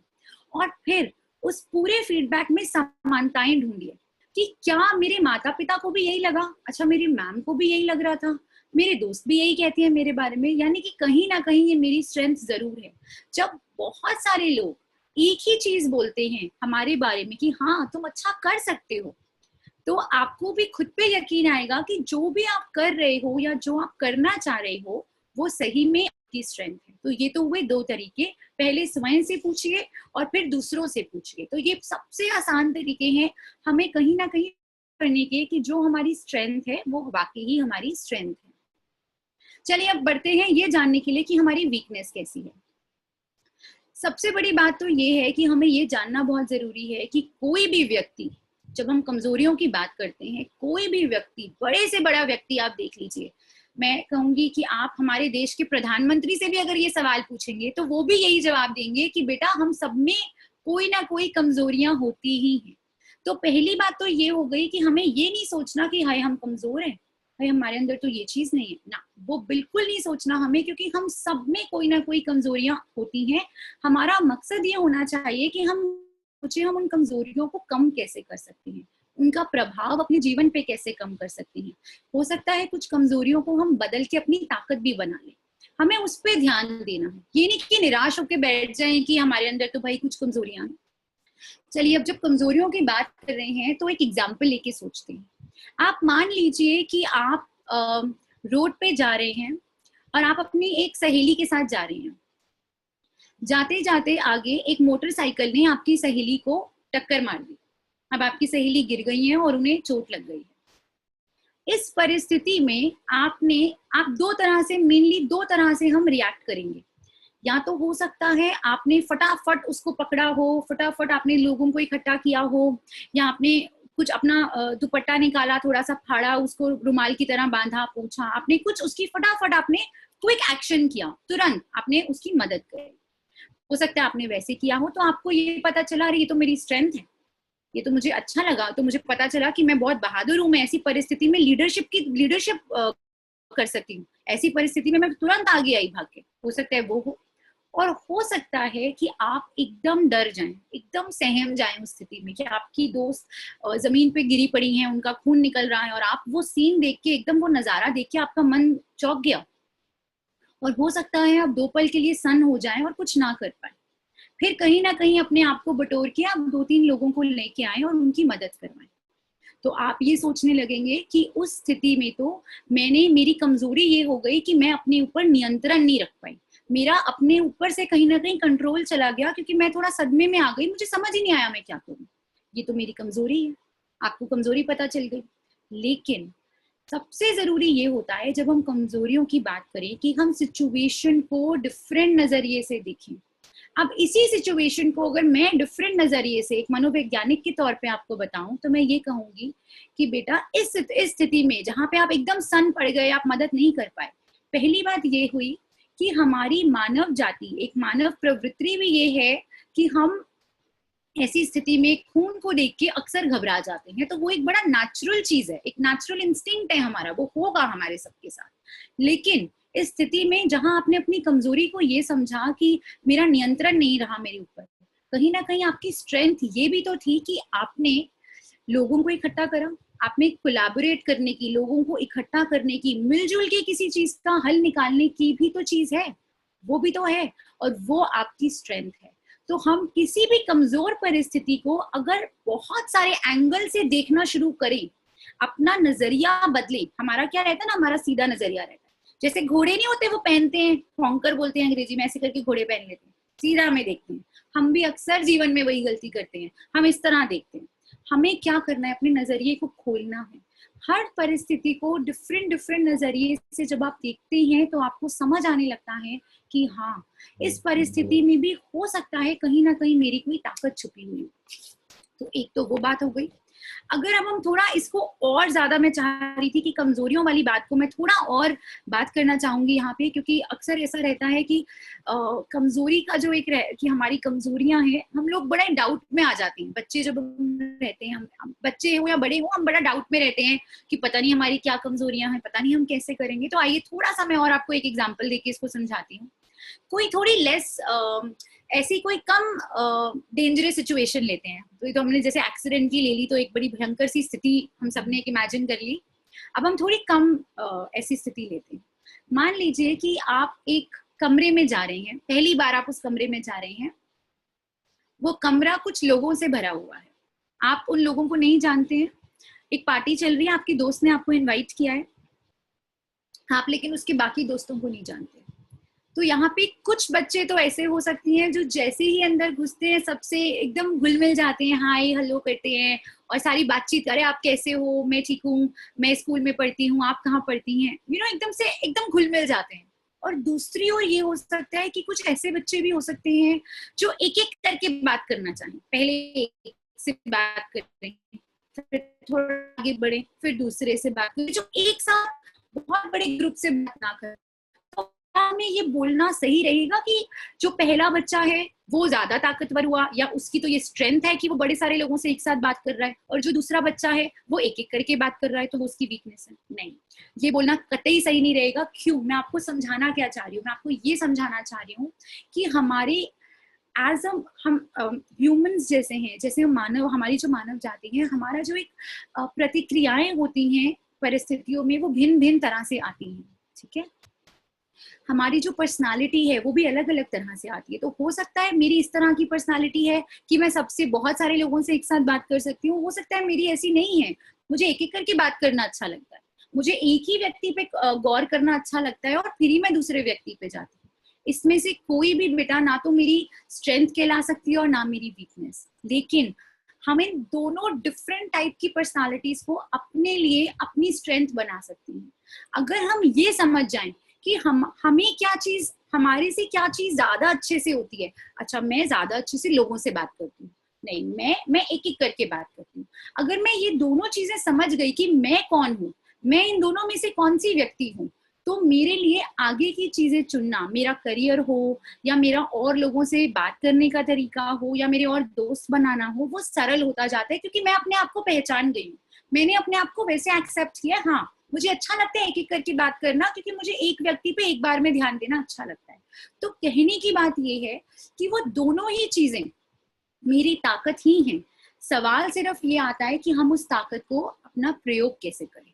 एक और छोटा एग्जाम्पल लीजिए, आप सोचिए, आप जब क्लास में होते हैं और आपसे आपके गणित के अध्यापक कोई सवाल पूछते हैं, तो एक बच्चा होगा जो तुरंत सर ये जवाब है, और दूसरा बच्चा होगा जो सोच समझ के 2 मिनट बाद जवाब देगा। जवाब दोनों के सही हैं, जवाब किसी ने गलत नहीं दिया, दोनों ने सही जवाब दिए, लेकिन जो पहला बच्चा जिसने जल्दी जवाब दिया वो हाजिर जवाब कहलाएगा, और जो दूसरा बच्चा है वो कहलाएगा जो चीजों का, जो अपना जो ध्यान है वो डिटेल पे ध्यान देता है, वो आराम से सवाल करता है, वो सोच समझ के ध्यान से सवाल करता है। ये सिर्फ करने अलग, एक ही सवाल को हल करने का अलग अलग तरीका है। इसमें कोई भी ना तो हमारी वीकनेस है और ना हमारी स्ट्रेंथ है, ये दोनों ही हमारी ताकत है। बस डिपेंड ये करता है कि हम उस ताकत को पहचाने, उस चीज को, क्योंकि दुनिया को लगता है शायद वीकनेस है, वो ना माने। हम अपने आप से पहले पूछें कि क्या ये वाकई में मेरी कमजोरी है। अगर नहीं है, अगर मैं अच्छा जवाब दे रही हूँ, अगर मैं अच्छे से, वो चाहे मैं 2 व्यक्तियों से बात करी पार्टी में लेकिन मैंने बहुत अच्छे से करी, वो बाद में भी मुझसे बात करना चाहते हैं, वो मेरे दोस्त बन गए हैं, तो वो एक अच्छी चीज है, वो मेरी कमजोरी तो कहीं से भी नहीं हुई। तो ये ध्यान रखना बहुत जरूरी है कि हम अपनी कमजोरियों को किस प्रकार से आंक रहे हैं। और एक बात ये भी है कि इस पूरी दुनिया में अगर हम सब एक जैसे हो जाए, हम सब एक ही तरह से बिहेव कर रहे हैं, एक ही तरह से प्रतिक्रियाएं दे रहे हैं, तो जिंदगी कितनी बोरिंग हो जाएगी। इसीलिए ये जो एक विभिन्नता है, चाहे वो विभिन्नता हमारे देश में है, चाहे वो विभिन्नता हमारे आसपास के एनवायरनमेंट में है, चाहे वो विभिन्नता हमारे बिहेवियर में है, इंसान से दूसरे इंसान में, वो होनी बहुत ज्यादा जरूरी है। और एक आखिरी चीज जो आपको ध्यान रखनी चाहिए वो ये है कि आप अपने ऊपर वो प्रेशर भी ना डालें कि मुझे हर चीज में ताकत ही बनानी है, हर चीज को मेरी ताकत होनी चाहिए। नहीं, कुछ चीजों में आप बहुत अच्छे होंगे, कुछ चीजों में आप एवरेज होंगे, और कुछ चीजों में हो सकता है आप उतने अच्छे ना हो। अब मैं आपको अपना अगर एग्जांपल दूं, मैं पढ़ाई में बहुत अच्छी थी बचपन से, लेकिन जहां गाना गाने का सवाल आता था, हमारे सर ग्रुप बनाते, एक बी और सी ग्रुप गाना गाते, मैं हमेशा सी ग्रुप में होती थी। सी ग्रुप सबसे, वो बच्चे जो गाना नहीं गा सकते उनका ग्रुप माना जाता था। मेरा बड़ा मन, बचपन से मेरा मन होता था मैं काश मैं गाना गा पाती, लेकिन मैं नहीं गा पाई। पर ठीक है, मैंने उसे एक्सेप्ट किया। पर इसका मतलब ये नहीं है कि मैं उस बात पे निराश होकर बैठ गई, और ऐसा भी नहीं है कि मैं गाना नहीं गाती। मैं कभी कभी अपने आप को, अपना दिल बहलाने के लिए गाना भी गा लेती हूँ। तो बात ये है कि हमें फोकस इस पे करना है कि क्या चीज हमें खुशी दे रही है, क्या चीज से हम इंजॉय कर पा रहे हैं। और अपनी वीकनेस को समझना जरूरी है, लेकिन उस पर निराश हो जाना कतई नहीं। इससे मैं आती हूँ हमारे छठे कदम पे, जो कदम आपको बता रहा है कि जितना हो सके, जो मैंने अभी बात भी करी आपसे, निराशा से बचे, निराशावादी सोच से बचे। हमारा एक ये भी हमारी एक साइकोलॉजी है, एक मनोविज्ञान है हमारा, हमारे मानव जाति का, कि हम हमेशा बुरी चीज पे ज्यादा ध्यान देते हैं। आप कभी भी नोटिस कर लीजिएगा, किसी भी व्यक्ति को देख लीजिएगा, ज्यादातर व्यक्ति हम जो होते हैं, हम ध्यान इस चीज पे देते हैं हमारे जीवन में ये नहीं है, हमारे जीवन में वो नहीं है।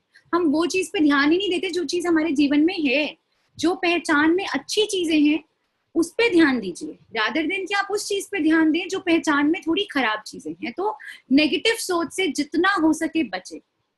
सातवां कदम है जो मोदी जी ने भी अभी कहा, आत्मनिर्भरता। आत्मनिर्भर होना बहुत ज्यादा जरूरी है। और मेरा मतलब क्या है आत्मनिर्भर से, मैंने अपनी एक अलग डेफिनेशन सोची है आत्मनिर्भरता की। मेरा आत्मनिर्भरता से ये मतलब होता है कि मेरे जो डिसीजंस हैं, जो मैं जीवन में कर रही हूँ, मैं सुनती सबकी हूँ, ठीक है। तो मैं अपने माता पिता से भी सलाह ले रही हूँ, मैं अपने अध्यापिकाओं से भी सलाह ले रही हूँ, पर मैं कोशिश कर रही हूँ कि मैंने जो आखिरी फैसला लिया वो मेरा खुद का हो। मैं खुद से चीजों को सही गलत समझ के एक रैशनल रूप से, एक सही रूप से उस डिसीजन पे आऊं, उस फैसले पे पहुंचूं, रादर देन कि मैं ये करूं कि अच्छा मेरे सभी दोस्त संस्कृत पढ़ना चाह रहे हैं, चलो मैं भी पढ़ ही लूंगी, हिंदी नहीं लेते। नहीं, ऐसा नहीं करेंगे हम। जिस उदाहरण है ये, आपके लिए कोई भी हो सकता है, बहुत बार होता है हम लोग अपने स्ट्रीम 11वीं में क्या पढ़ेंगे इसीलिए चुन लेते हैं कि हम अपने दोस्तों से अलग नहीं होना चाहते, हम चाहते हैं हम तो उनके साथ ही रहें। तो वो नहीं होना चाहिए। आपकी जो आत्मनिर्भरता है, जहाँ पे आपको डिसीजन लेना है, वो डिसीजन का जो पावर है वो कहाँ होनी चाहिए, आपके अंदर होनी चाहिए। वो पावर किसी और के पास नहीं रह सकती है, क्योंकि अगर वो पावर किसी और के पास, खासकर उन लोगों के पास जो कम अनुभवी हैं, जैसे हमारे दोस्त भी हमारे जैसे हैं, उनको उतना अनुभव तो नहीं है, आपसे ज्यादा अनुभव तो शायद नहीं होगा आपके दोस्तों को। तो अगर हम अपने डिसीजन की वो पावर बाहर उन दोस्तों के हाथ में देते हैं तो वो शायद गलत है।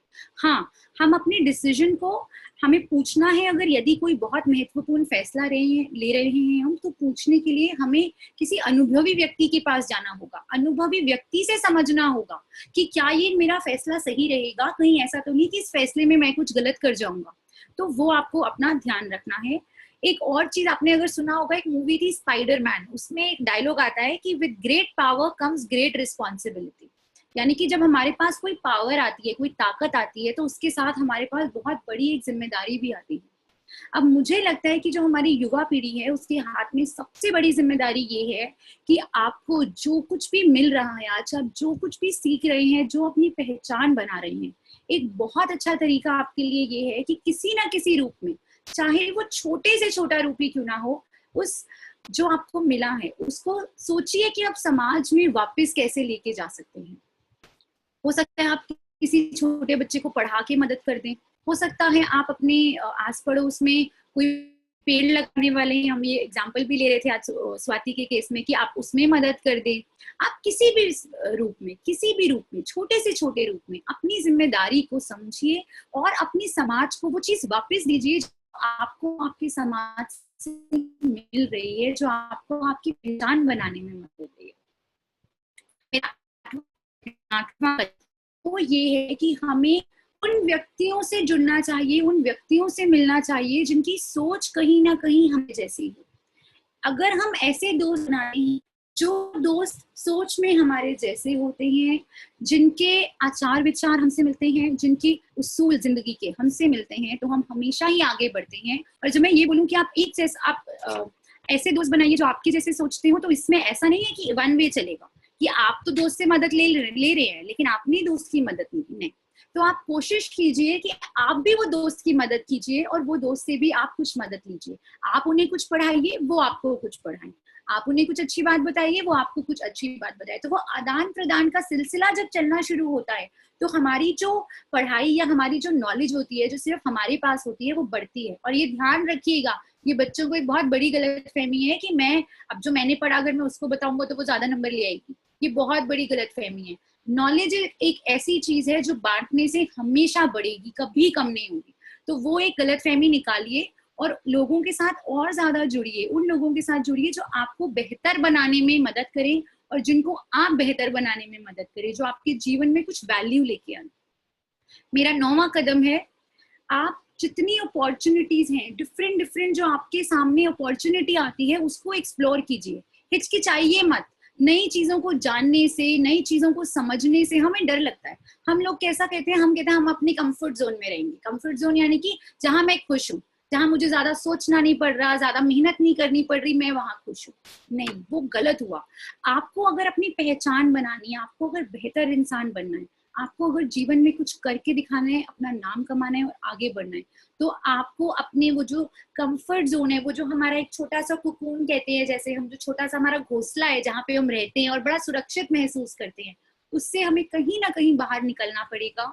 हमें जो नए नए दुनिया में एक्सपीरियंसेस हैं जो, और वो हमें कैसे आते हैं, जब हम बाहर निकलते हैं, जब हम चीजों को समझते हैं, जब हम नई चीज को करने की कोशिश करते हैं। उसमें सही गलत कुछ नहीं है, ठीक है। उसमें फेल हो जाऊंगा या पास हो जाऊंगा वो कुछ नहीं है। आप सिर्फ फोकस कीजिए इस बात पे कि मुझे नए अनुभवों को लेना है, मुझे नई नई चीजें सीखनी है, मुझे नए नए लोगों से मिलना है। क्योंकि याद रहे, लोग जिनसे हम मिलते हैं, आपने पढ़ा था ये पहले, थोड़े टाइम पहले हमने बताया था, वो हमारी सामूहिक पहचान का हिस्सा होते हैं।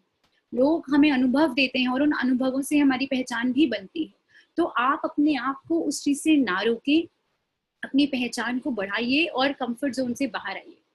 मेरा 10वां कदम ये रहेगा कि आपकी जो एक सेल्फ अवेयरनेस है, यानी कि जो आप अपना खुद के बारे में जितना जानते हैं, उसको बढ़ाइए। आप, हो सकता है आप अपने आप को, आप ये बोलेंगे कि मैम मैं अपनी बहन को ज्यादा अच्छे से जानती हूँ, शायद उतना अच्छे से मैं अपने आप को नहीं जानती। तो मेरा सवाल रहेगा, बेटा ऐसा क्यों? आप अपने आप को इतने अच्छे से क्यों नहीं जानते? तो आपको कोशिश ये करनी है कि अब आपका ये समय है कि आप अपने आप को और अच्छे से जानिए, अपने आप को बेहतर तरीके से जानिए। और सिंपल सी चीजें अपने लिए, या तो कोई डायरी लिखिए या कोई कॉपी बना लीजिए, अपने बारे में लिखिए।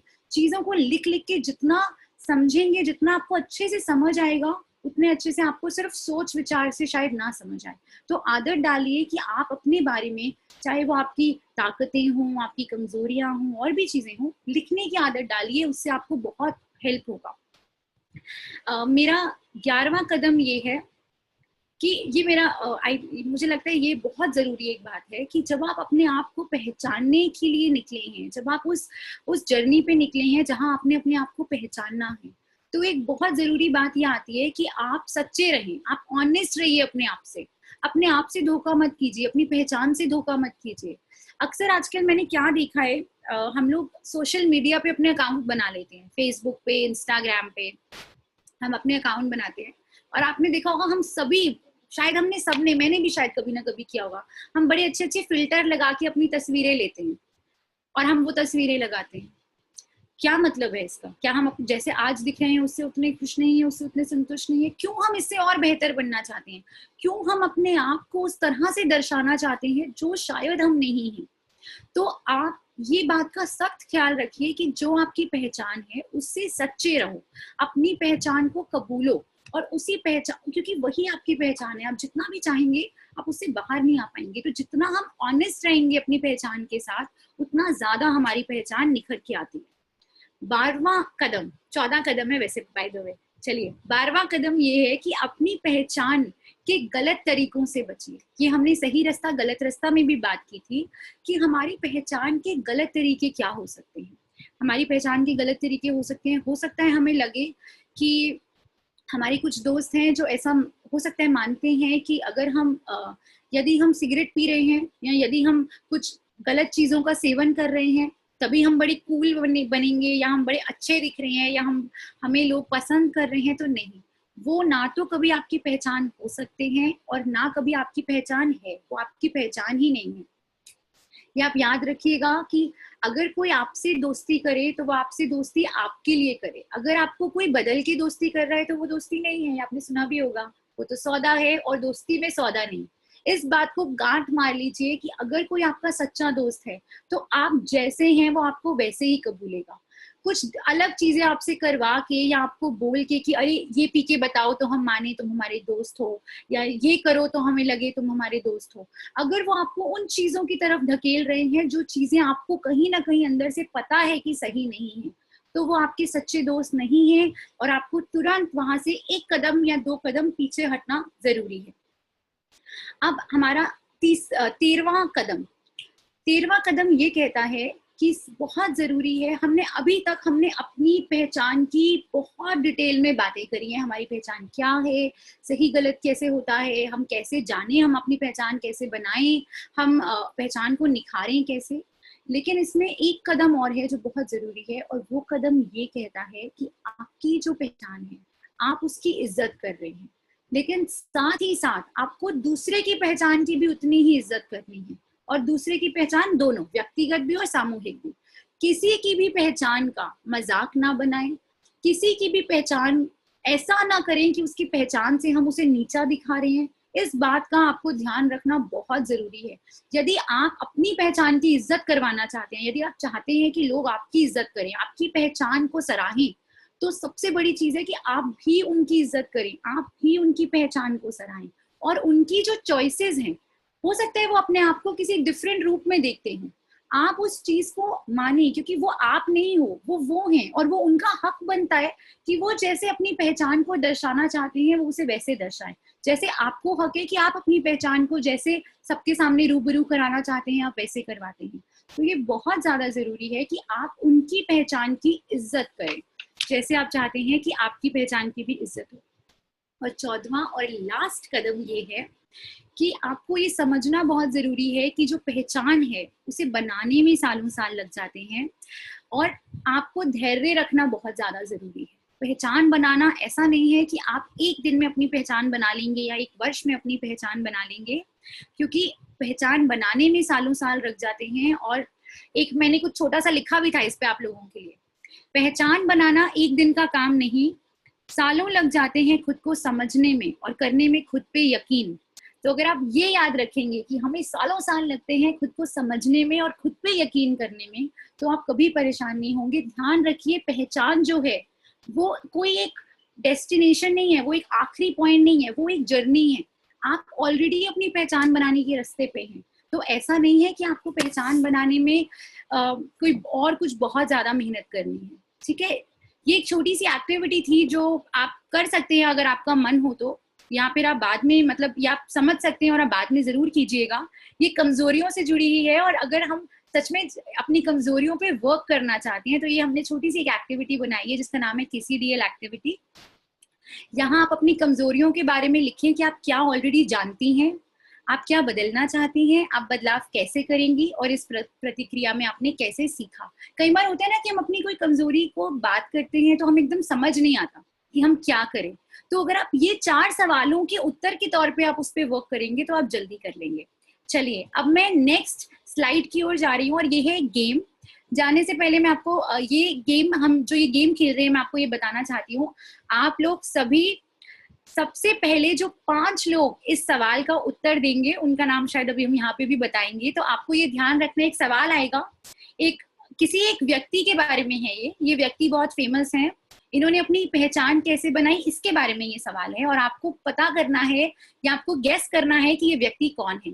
और जिसको भी जो गेस कर पाए वो तुरंत सही उत्तर को एकदम जल्दी से आप YouTube पे कमेंट सेक्शन में डाल दीजिएगा, और शायद हम आपको फिर नाम भी लेंगे अगर आपने तुरंत आपका जवाब सबसे ऊपर आए। ठीक है, तो शुरू करते हैं। ये आ रहा है सवाल, ये है बूझो तो जाने।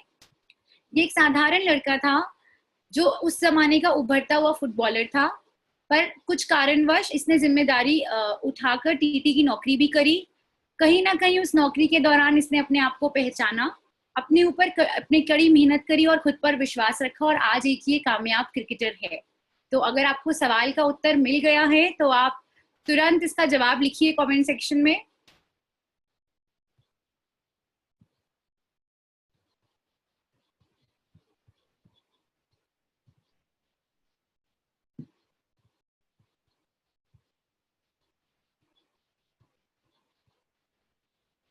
चलिए हम आगे बढ़ रही हैं, हो सकता है आप जब तक जवाब लिख रहे हैं हम वापस आ जाएंगे इस पे। एक ये आखिरी चीज जो हमने सोचा, थोड़ा हमेशा हंसते हुए जाना चाहिए हर सेशन से हमें। तो ये तीन जरा चोर हैं, आपस में बातें कर रहे हैं। एक ने बोला क्या होगा अगर मेरी पहचान चोरी हो गई, तो दूसरा आके बोलता है चिंता मत करो वापस मिल जाएगी। तो दूसरे ने बोला वापस मिलेगी। तीसरा पूछा अरे क्यों, कैसे वापस मिल जाएगी? तो उसका जवाब है ये जो हमारा लास्ट है, no one is you and that is your power. क्यों आपको वापस आपकी पहचान मिल जाएगी? क्योंकि आप जैसा कोई है ही नहीं, और वही आपकी सबसे बड़ी ताकत है। अगर आपको याद हो दोस्तों, शाहरुख खान तो मेरा भी फेवरेट एक्टर है, मैंने सारी पिक्चरें देखी हैं उसकी। और उसकी एक पिक्चर थी जिसका नाम था फैन, और उस पिक्चर में ये दिखाते हैं कि वो एक एक्टर होता है और एक उसका फैन होता है, और वो फैन उसकी पहचान चुरा लेता है। लेकिन आपने सबने देखा था कि अंत में किस तरह से उसको जो आर्यन खन्ना होता है, जो एक्टर होता है, उसको उसकी पहचान वापस मिल जाती है। क्योंकि जो उसका फैन होता है गौरव, वो ज्यादा देर तक उसकी पहचान नहीं रख पाता, क्योंकि वो पहचान उसकी कभी थी ही नहीं। तो हमारी जो पहचान है वही हमारी सबसे बड़ी ताकत है, उससे बड़ी ताकत हमारी कोई भी नहीं है।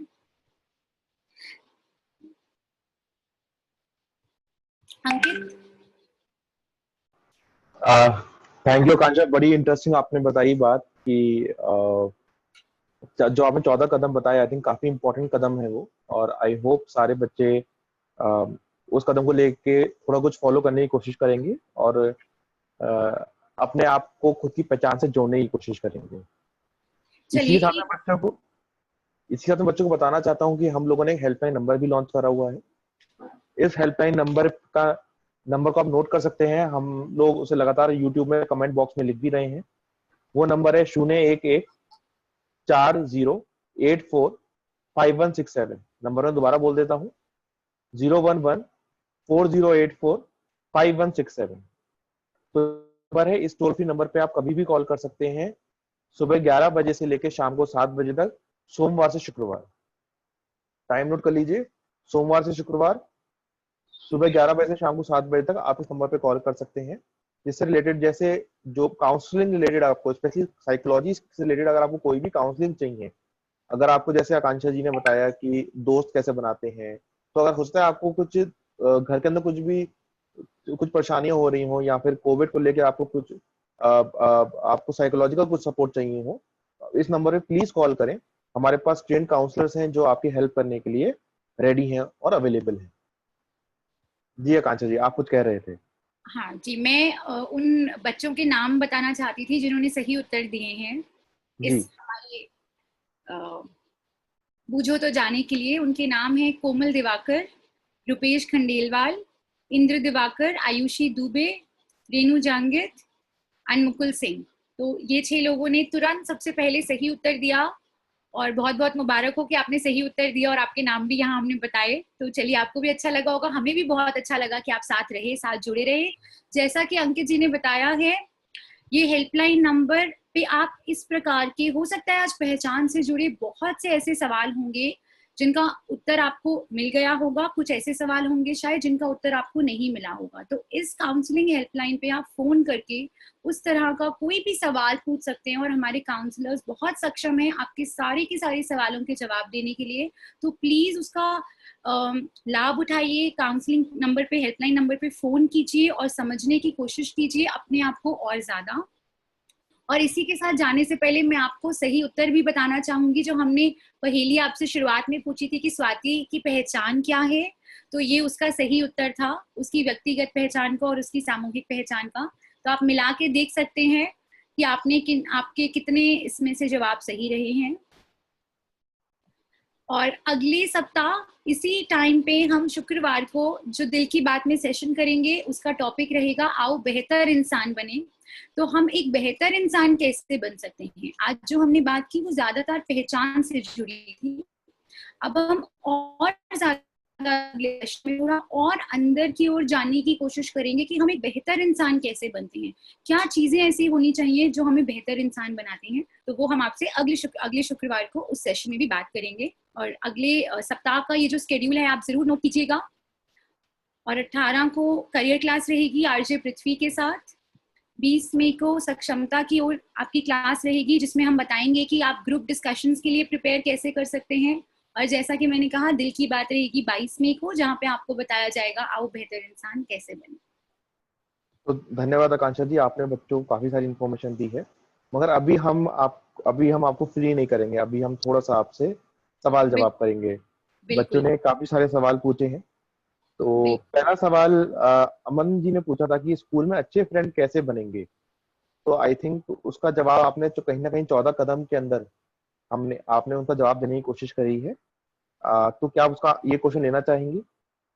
इस सवाल में मैं एक बात ये जरूर ऐड करना चाहूंगी, हमें जब हम ये बात करते हैं कि अच्छे दोस्त कैसे बनेंगे, तो हमें पहले अपने आप से ये पूछना है कि हम जब अच्छे दोस्त कह रहे हैं तो अच्छे का मतलब क्या हुआ।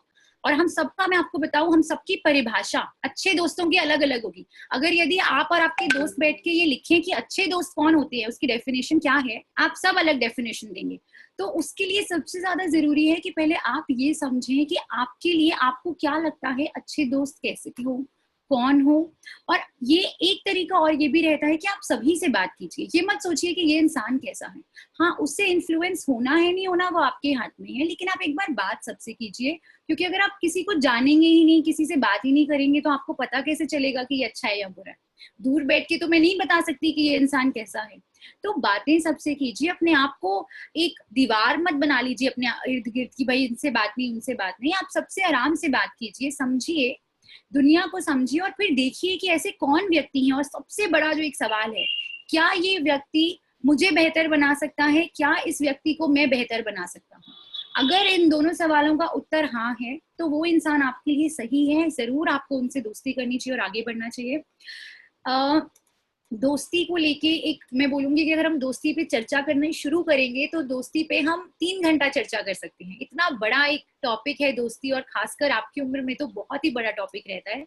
तो मैं ये बोलूंगी, इससे ज्यादा जो हम दोस्ती की बात करेंगे वो ज्यादा अच्छा रहेगा अगर आप वेट कीजिए दिल की बात के सेशन का, जहाँ पे हम पूरा एक आने वाले शुमार में कुछ सप्ताह बाद हम पूरा का पूरा एक सेशन लेने वाले हैं दोस्ती के ऊपर। और ये सारे सवालों को हम और डिटेल में बात करेंगे कि अच्छे दोस्त कैसे बने, दोस्त बनाएं कैसे, उनसे बात कैसे करें, उन सभी को हम उन सभी चीजों के ऊपर हम बहुत डिटेल में जाएंगे आने वाले सेशन में। धन्यवाद आकांक्षा जी, आई थिंक बहुत इंपॉर्टेंट सवाल है बच्चों ने जो पूछा था दोस्ती को लेके। एंड एक मैंने थ्योरी पढ़ी थी कहीं, एक एवरेज ऑफ 5 बोलते हैं जिसको, या फिर लॉ ऑफ 5, कि आपके आसपास जो 5 लोग रहते हैं नॉर्मली, जिनके साथ आप रहते हैं, आप उनके जैसे बन जाते हैं। मैं शायद उसका लॉ का नाम मैं रिमाइंड नहीं कर, मुझे याद नहीं आ पा रहा है, रिकॉल नहीं कर पा रहा हूँ। But there is a law which says कि, अगेन थ्योरी होती है, साइकोलॉजिकल थ्योरीज होती हैं जो देखिए, सोसाइटी ऐसा की। रहता है कि हम जिन लोगों के आसपास रहते हैं, हम कहीं ना कहीं उनको मिरर करने लग जाते हैं। वो हमें जो जैसे वो उनके जैसे बिहेवियर है, वो कहीं ना कहीं हमारे बिहेवियर में रिफ्लेक्ट होने लगता है। आपने कभी देखा है कि आप जब किसी से दोस्ती करते हैं और बहुत सारा समय किसी के साथ बिताते हैं, तो आप उनकी भाषा में कुछ कुछ शब्द होंगे जो वो बहुत ज्यादा बोलते होंगे, और आप भी तुरंत वही शब्द पिक कर लेते हैं। और आप देखेंगे 2 हफ्ते बाद आप भी वैसे ही शब्द बोल रहे हैं, आप भी वो वर्ड्स बहुत ज्यादा यूज कर रहे हैं। जैसे मान लीजिए कोई एक दोस्त है जो बहुत ज्यादा एक शब्द यूज कर रहा है जो अच्छी चीजों के लिए भी बड़े कई बार बड़ा फनी भी हो जाता है। जैसे अच्छी चीजों के लिए कोई शब्द यूज कर रहा है भयानक, ये बड़ा भयानक, मतलब अरे बहुत भयानक चीज हो गई, मतलब बहुत अच्छी चीज हो गई, लेकिन वो शब्द क्या यूज कर रहा है, भयानक। क्या होगा, और आप पहले हंसोगे, लेकिन 2 हफ्ते के बाद आप नोटिस करोगे आप भी वही कर रहे हो। ये एक छोटा एग्जाम्पल है, लेकिन हाँ, बड़ी बड़ी चीजों में भी हम, अब कहीं ना कहीं हमारा बिहेवियर, हमारे जो एक थॉट पैटर्न्स हैं, वो बहुत ज्यादा प्रभावित होते हैं हमारे आसपास के लोगों से। तो ये तो बिल्कुल अच्छी बात, वो बिल्कुल समझने की बेसिक बात है कि आपकी जो संगति है, जैसे बोलते हैं ना, जैसी संगत वैसी रंगत, बस वही बात है कि आप जिन लोगों के आसपास रहेंगे आप भी वैसे ही बनते चले जाएंगे। इसीलिए मैंने आपको बोला कि ये सवाल पूछिए अपने आप से कि क्या वो इंसान मुझे बेहतर बनाने में मदद करेगा, क्या मैं उस इंसान को बेहतर बनाने में मदद करूंगा। कुछ तो ऐसा होगा जो आप ऐड करेंगे उसके जीवन में जो अच्छा होगा, कुछ ऐसा वो होगा जो वो आपके जीवन में ऐड करेगा। हो सकता है आप उसके साथ लाइब्रेरी जाने की आदत लग जाए, हो सकता है उसको आपके साथ फुटबॉल खेलने की आदत लग जाए, पर कुछ ना कुछ नया सीखने को मिलना चाहिए, वो बहुत जरूरी है। क्योंकि जीवन में निरंतर सीखते रहना भी बहुत जरूरी है, और दोस्तों से हम सबसे ज्यादा सीखते हैं, और जितना अच्छा सीखें उतना बेहतर। बहुत ही अच्छी बात बताई आपने कि निरंतर सीखना बहुत जरूरी है। इसी के साथ सुदेश जी का सवाल है कि मैम, जब आपने बताया था कि हमें सही रास्ता सेलेक्ट करना चाहिए, तो इन्होंने बताया था कि मैम कई बार ऐसा होता है कि जो दो रास्ते होते हैं हमारे सामने, वो दोनों ही सही नहीं होते, वो दोनों ही सही नहीं लगते, तो उस टाइम पे क्या करें? देखिए, अगर दोनों ही रास्ते सही नहीं है, वो सबसे बड़ा, हम उसको अगर आप देखें मनोविज्ञान में पढ़ते भी हैं, हम कॉन्फ्लिक्ट थ्योरी कहते हैं उसको, हम पढ़ते हैं मनोविज्ञान में कि तब हम क्या कर सकते हैं अगर दोनों ही रास्ते सही ना हो। तो सबसे ज्यादा जो एक सरल जवाब आता है हमारे मन में, इंसानों के मन में, वो ये आता है कि दोनों रास्तों को देखते हैं, कंपेयर करते हैं कि दोनों ही रास्ते गलत है, लेकिन अब फिर हम ये देखने ढूंढने बैठते हैं कि कौन सा रास्ता कम गलत है। तो जो कम गलत होता है, जो कम परेशानीदायक होता है, हम उस पर निकल पड़ते हैं। लेकिन मेरा ये सवाल रहेगा आपसे कि आप पहले ये देखिए कि क्या आप वो दोनों रास्तों को छोड़ सकते हैं, क्या आप दोनों रास्तों को अवॉइड कर सकते हैं, क्या आपके लिए वो चीज मुमकिन है। यदि है और आपको पता है कि ये दोनों रास्ते ही गलत दिशा में जा रहे हैं और मैं बहुत परेशान हूँ आगे जाके, तो आप कोशिश कीजिए कि आप उस ओर ही ना बढ़े, ताकि आपको वो रास्ता ना लेना पड़े। यदि आपकी ऐसी परिस्थिति है कि आपको लगे नहीं, फिर भी हमें एक रास्ता चुनना जरूरी है, तो आप एक बैठ के, जैसे मैं हमेशा बोलती हूँ, मैं हमेशा यही चीज करती हूँ, पेपर पेन ले लेती हूँ और बैठ के लिखती हूँ कि क्या क्या परेशानियां आएंगी। दोनों रास्तों की लिखिए, दोनों रास्ते खराब है, दोनों में परेशानियां हैं, कम परेशानियां किसमें हैं और ऐसी चीजें किसमें हैं जहां पे आप थोड़ा सा बेटर कर सकते हैं। वो ऐसी क्या चीजें हैं जिसको आप सुधार सकते हैं। या हो सकता है कि कोई रास्ते में आपको लगे, अच्छा यहाँ पे ये बात लिखी, यहाँ पे ये चीज, ये परेशानी आएगी, लेकिन हो सकता है कि मैं थोड़ा ज्यादा अगर सोचूं और ज्यादा संभल के रहूं तो मैं ये परेशानी शायद अवॉइड भी कर सकता हूँ। तो ये आपको आंकना पड़ेगा और उस परिस्थिति में एक रास्ता जहाँ चुनना फिर भी एक मजबूरी बन जाती है, तो वहां पे वही रास्ता चुनिए जो रास्ते में आपको लगे कि कम दिक्कतें हैं, कम परेशानियां हैं। क्योंकि बहुत वैसे भी जीवन में कोई कमी नहीं रहेगी परेशानियों की, लेकिन हम कोशिश करेंगे कि हाँ, जबरदस्ती हम कोई ऐसी चीज अपनी ना लेके आए अपने जीवन में जो एक मुसीबत खड़ी करे। तो इसका यही एक उत्तर रहेगा। आई थिंक काफी अच्छी बात बताई आपने, और साथ में मैं यही बताना चाहूंगा बच्चों को कि ये सिर्फ ऐसा नहीं कि अभी अगर आप स्कूल में हैं तो आपको ये सवाल पूछा जाएगा। हो सकता है जब आप अपने जॉब में जाएं तब भी कई बार आपको इस टाइप की चॉइसेस मेक करनी पड़े, जहाँ पे आपको दो रास्ते मिले। तब जैसा कांचा जी ने बताया, तो जरूर उस बारे में सोचिएगा कि क्या ये दो रास्ते ही हैं, क्या तीसरा रास्ता भी है। तो जरूर इस बारे में आप लोग थॉट प्रोसेस दीजिएगा, और अभी से उसकी हैबिट बनाना आपको लॉन्ग टर्म में बहुत डिविडेंड पे करेगा, और आपको लॉन्ग टर्म में काफी अच्छे से इस हैबिट का आपको बेनिफिट होगा। इसी के साथ में दो क्वेश्चन को मर्ज करूंगा यहाँ पे, प्रशांत जी और इंदिरा जी के क्वेश्चंस का। चाहे प्रशांत जी ने पूछा है कि by people change your personality without any mistake. पहली चीज, मतलब अगर उनसे कोई गलती नहीं हुई है तब भी वो शायद पर्सनैलिटी चेंज कर रहे हैं, या फिर उनकी पर्सनैलिटी गलत नहीं है तब भी वो चेंज कर रहे हैं। और जहाँ पे इंदिरा जी का क्वेश्चन है कि how can we change our personality. Okay,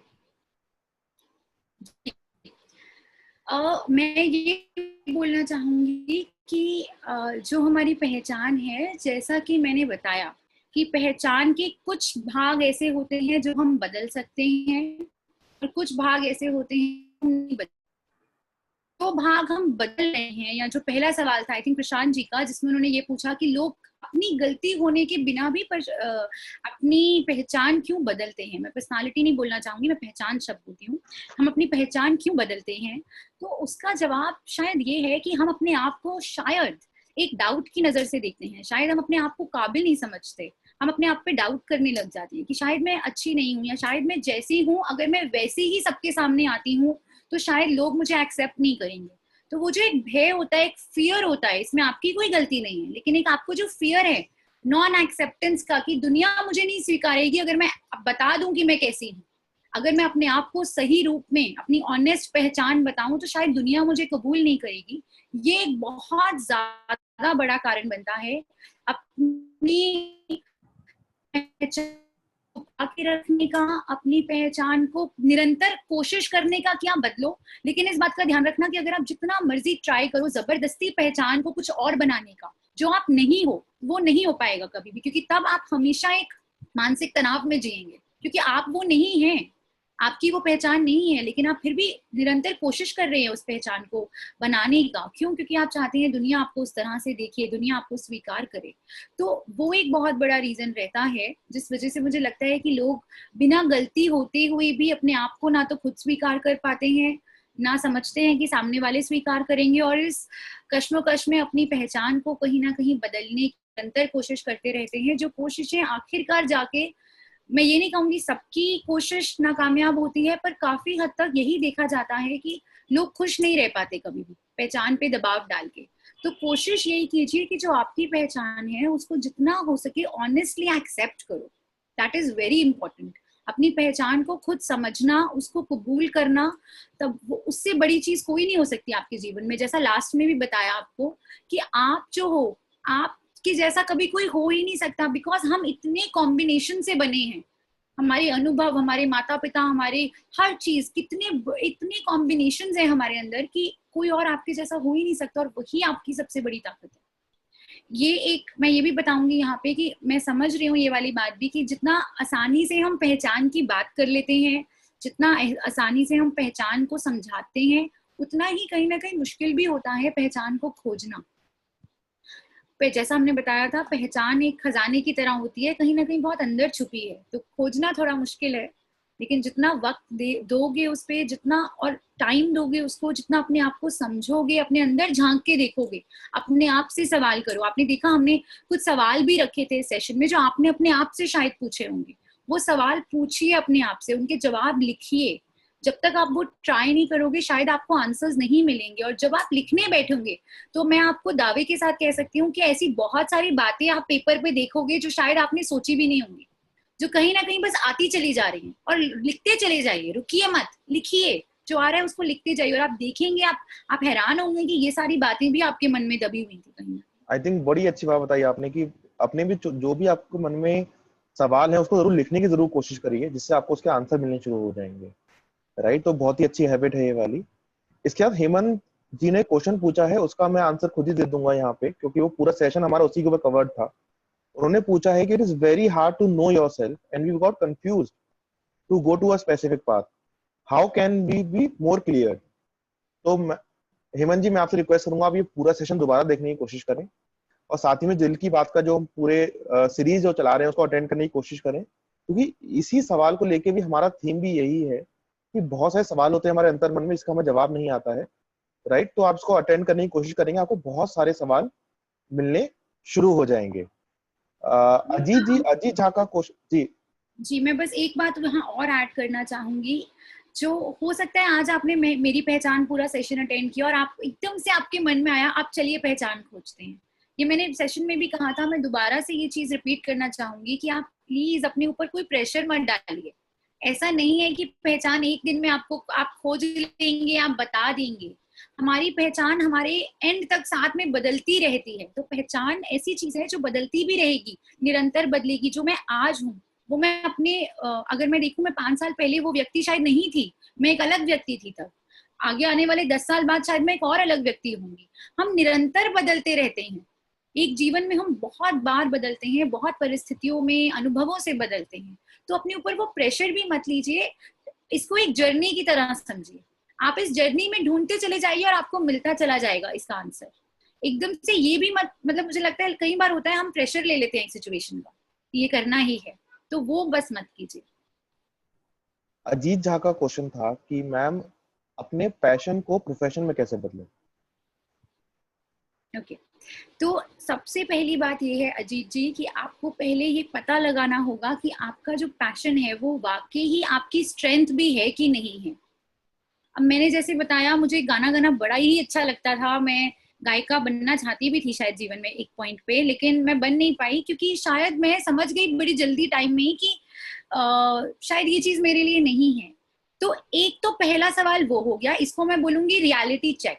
एक बार आप पहले वो रियलिटी चेक करके देख लीजिए कि आपका जो पैशन है क्या आप उसको वाकई ही प्रोफेशन में बना सकते हैं या नहीं, आप वाकई ही उसमें अच्छे हैं कि नहीं।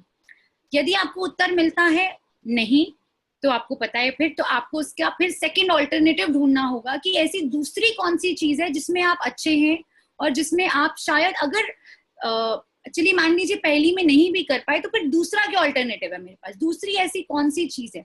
इसके लिए सभी बच्चों से एक गुजारिश है कि अपनी लिस्ट बनाइए। कभी भी एक ऑप्शन पे या एक पैशन पे बहुत ज्यादा निर्भर रहना अच्छा नहीं होता, तो 3 या 4 बना लीजिए। चलिए 1 2 3 4, सबसे पहले मैं ये बनूंगी, अगर मैं ये नहीं बन पाई तो मैं ये बनूंगी, ये भी नहीं तो ये, और फिर ये। तो मान लीजिए आपका जो पहली चीज से हम शुरू कर रहे हैं, अगर उसका जवाब आ गया ना, तो आप दूसरी पे जाइए और देखिए कि आप उसमें अच्छे हैं। यदि आपको लगता है आप हैं, तो जैसा आपको बताया कि आप फीडबैक लीजिए लोगों से, आप पता कीजिए कि हाँ मैं वाकई ही उसमें अच्छा हूँ। आपके आसपास के लोगों को लगता है कि आप उसमें अच्छे हैं, तो मतलब वो आपकी स्ट्रेंथ है। और फिर आप उसमें आगे बढ़ने की कोशिश कीजिए, देखिए कि आपके लिए सही रास्ता क्या है, और उस रास्ते की तैयारी जितना हो सके जल्दी शुरू कर दीजिए। यदि आप 8वीं 9वीं 10वीं में हैं, तो सोचिए कि 11वीं में आप ऐसी कौन सी स्ट्रीम ले सकते हैं जिससे आप उस रास्ते तक पहुंच सकते हैं। हो सकता है कि वो रास्ता किसी एक पर्टिकुलर स्ट्रीम से होके गुजरता हो, या हो सकता है वो रास्ता किसी भी स्ट्रीम से निकल आएगा। तो फिर आप देखिए कि आप कौन सी स्ट्रीम पढ़ना चाहेंगे, या ऐसा क्या रास्ता है जो आपको लेना है। तो जैसे मान लीजिए, जैसे मैं अपना एक उदाहरण दे रही थी कि मुझे गायिका बनना था। अब गायिका मैं किसी भी स्ट्रीम को पढ़ के बन सकती थी, है ना। मैं चाहे साइंस ले लेती, चाहे कॉमर्स ले लेती, चाहे ह्यूमैनिटीज ले लेती, मैं गायिका तब भी बन सकती थी। तो फिर भी मुझे कहीं ना कहीं, अगर मैं और ज्यादा सोचती, तो शायद मुझे ये लगता कि मैं संगीतकार बनना चाह रही हूँ, शायद मैं संगीत को समझना चाहती हूँ, शायद मैं लोगों को और समझना चाहूँ, मैं फीलिंग्स को समझना चाहूँ, शायद मैं इस तरह सोचने लगती। और फिर मैं उसे रिलेट करती कि कौन सा ऐसा स्ट्रीम है जो सबसे ज्यादा नजदीक है मेरे पैशन के। तो हो सकता है मुझे शायद उत्तर मिलता शायद कि मैं ह्यूमैनिटीज में जाऊंगी, मैं लिटरेचर भी पढ़ूंगी साथ में, मैं देखूंगी लोगों के जज्बात क्या कहते हैं, लोग किस तरह बयान करते हैं अपने आप को। शायद मैं ह्यूमैनिटीज में लेती, और आगे जाके शायद मैं म्यूजिक में कोई कोर्स करती। तो आपका जो एक रास्ता है, एक डायरेक्शन है, वो एकदम सीध में आपको पता होना चाहिए कि अच्छा ये मेरा पैशन है। अब मैं आपको डिटेल में नहीं बता पाऊंगी क्योंकि मुझे पता नहीं है एग्जैक्टली आपका पैशन क्या है, पर ये एक मेरा जेनेरिक्स आंसर रहेगा सभी के लिए जो अपने पैशन को वोकेशन बनाना चाहते हैं। वो करने से पहले रियलिटी चेक करिए। अगर हाँ आपको लगता है कि आपका जो एक एप्टीट्यूड कह लो, पर्सनालिटी है, आपकी एक इंटरेस्ट है उस चीज में, आप हो उस तरह के कि आप उसको अच्छे से कर सकते हो, आप उसमें से अपनी रोजगार निकाल सकते हैं, तो जरूर बिल्कुल कीजिए। नहीं तो फिर अपना नेक्स्ट बेस्ट ऑल्टरनेटिव देखिए। सो 2-3 क्वेश्चन हमारे बच्चों ने मर्ज किए हैं, 2-3 क्वेश्चन बच्चों ने पूछे हैं, मैं उसको मर्ज करके आपसे पूछना चाहूंगा कि बच्चे बोल रहे हैं कि हम इंट्रोवर्ट हैं, या फिर मैं बहुत सारे लोगों से बात नहीं कर पाता हूँ या मैं कर पाती हूँ, तो उसको ओवरकम कैसे करें। पहले आप मुझे एक बात का जवाब दीजिए। आप अगर कह रहे हैं कि आप इंट्रोवर्ट हैं, ये उदाहरण मैंने लिया भी था बीच में सेशन के, ठीक है, आपने बोला आप इंट्रोवर्ट हैं, आप मुझे ये बताइए आप उसे बदलना क्यों चाहते हैं, आपको क्यों लगता है कि वो चीज गलत है।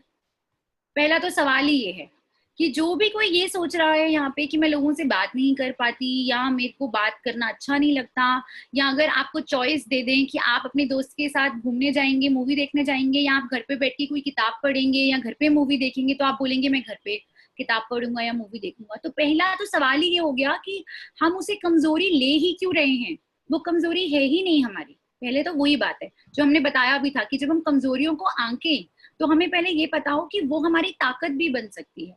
दूसरा, अगर आपको ये लगता है कि भाई ये चीज ऐसी है जो मैं बदलना चाहती हूँ, मैं चाहती हूँ कि मैं और लोगों से अच्छे से बात कर पाऊँ, तो इसका सबसे एक सरल तरीका ये है कि आप एक दिन अपने अपने आप को एक टास्क दीजिए। आप ये बोलिए कि पहले हफ्ते में मैं 2 नए लोगों से बात करूंगी, और मैं ये कोशिश करूंगी। तो आप सोचिए, हो सकता है आप बिल्कुल किसी से बात नहीं कर पाते हैं, बिल्कुल आप बात करते हुए हिचकते हैं, तो चलिए सबसे पहले लेंगे एक इंसान से बात करूंगी, और वो एक इंसान से मैं करीबन 10 से 15 मिनट तक बात करूंगी। मतलब वो कॉन्वर्सेशन जो मैं उससे करूं, जो मेरा एक उससे बातचीत रहे, वो 10 से 15 मिनट तक चले। जब आप ये कर लेंगे, आपको हो सकता है शुरुआत में बहुत डर लगेगा बात करते हुए, लेकिन आप अपने माइंड में कुछ क्वेश्चंस भी प्रिपेयर कर सकते हैं कि अच्छा पहले मैं ये पूछूंगी, फिर मैं ये करूंगी, और मैं इस तरह से इनिशिएट करूंगी बात करना। जब आपने कर लिया ये, तो फिर आप अपने आप को एक और टास्क दीजिए कि आज मैंने एक व्यक्ति से बात की है, चलिए अब मैं 2 दिन बाद 2 व्यक्तियों से और बात करूंगी। करते करते आप बढ़ाइए उसको धीरे धीरे। और अगर आपको लग रहा है कि एक झिझक है लोगों से बात करने की, कहीं ना कहीं इससे वो खुलती है। हम जब बात करते हैं, हम जब सोचते हैं कि हम किसी से क्या सवाल पूछेंगे या कोई हमसे क्या सवाल पूछेगा, और जब हम उस कम्युनिकेशन का पार्ट बनते हैं तो वो हमारी झिझक कहीं ना कहीं खुल जाती है। तो शुरुआत करें एक व्यक्ति से बात करने की और धीरे धीरे करके बढ़ाएं। हो सकता है आपको डायरेक्ट बात करने में डर लगता हो, तो आप पहले फोन, मोबाइल के जरिए, चैटिंग के जरिए बात करना शुरू कर सकते हैं। कि आपने जैसे एक बार चैट करके देखा अपनी किसी फ्रेंड्स, हो सकता है वो आपकी फ्रेंड ना हो, वो लड़की हो सकता है आपकी दोस्त ना हो, आप किसी और, तो आप उससे एक बार दोबारा आप, और वो थोड़ा आपको नहीं जानती हैं, तो आप कोशिश कीजिए बात करने की। अगर उनका भी आपसे बात करने का मन है तो वो करेंगी और एक कॉन्वर्सेशन आगे बढ़ सकती है। तो कहने का मतलब ये है कि एक एक करके आप इस व्यक्ति बढ़ा सकते हैं जिनसे आप कम्युनिकेट कर रहे हैं। एक अच्छा तरीका रहता है बात करने का, जो डर होता है हमारे मन में उसे कम करने का। दूसरा, आप अपने आप से भी ये सवाल कीजिए कि मुझे बात करते हुए कहाँ डर लग रहा है, क्या ऐसी चीज है, क्या मुझे इस बात का डर है कि सामने वाला मुझे कैसे समझेगा, क्या मुझे इस बात का डर है कि मैं किसी से बात करूं नहीं करूं, क्या मैं कंफ्यूज्ड हूं, क्या मैं सच में बात करना चाहता हूं। तो ये भी कुछ सवाल हैं जिनका आप अपने आप को उत्तर दे सकते हैं, जिससे आपको और थोड़ी क्लैरिटी मिलेगी कि अच्छा मैं किस वे में बात शुरू कर सकता हूँ, और ठीक है मैं कम्युनिकेशन को होल्ड कर सकता हूँ, यानी कि मैं 10 मिनट तक उन सवाल जवाब में उस बातचीत को पकड़ के रख सकता हूँ, मैं कर सकता हूँ 10 मिनट तक बात। और फिर वो धीरे धीरे करके आपका बढ़ता है। जैसे अगर आपको लगता है आप इंट्रोवर्ट हैं, आप कोशिश कीजिए कि आप अगर मान लीजिए ग्रुप डिस्कशन हो रहा है, आपके पास सबसे अच्छा मौका है जहाँ पे 4 से 5 बच्चे बैठे हुए हैं, आप उनके बीच में अपने विचार व्यक्त कीजिए। फिर हो सकता है आप उसको थोड़ा और आगे बढ़ाना चाहें, आप अपनी क्लास में खड़े होकर हाथ उठा के आंसर करना चाहें। आपको अपना कॉन्फिडेंस स्टेप बाय स्टेप बढ़ाना है जब लोगों से बातचीत करने की बात आती है। और मैं दावे के साथ कह सकती हूँ वो दिन दूर नहीं है जब आप स्टेज पे जाके स्पीच भी दे सकते हैं।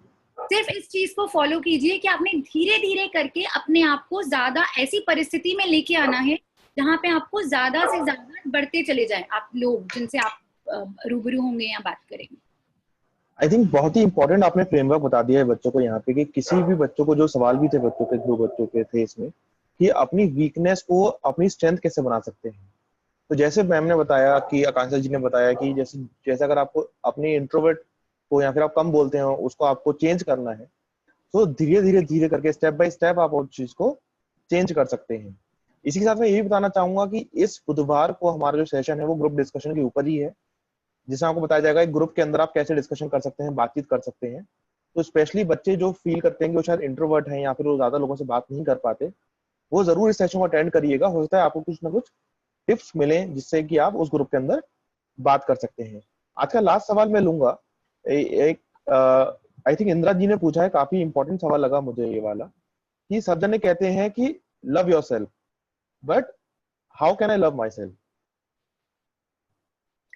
सेल्फ लव एक ऐसा कॉन्सेप्ट है अंकित जी जिसके बारे में हम बहुत ज्यादा चर्चा करते हैं, हर वक्त चर्चा करते हैं सेल्फ लव की। लेकिन मेरे को ऐसा लगता है, मेरा ये मानना है कि सेल्फ लव का पहला कदम होता है सेल्फ एक्सेप्टेंस।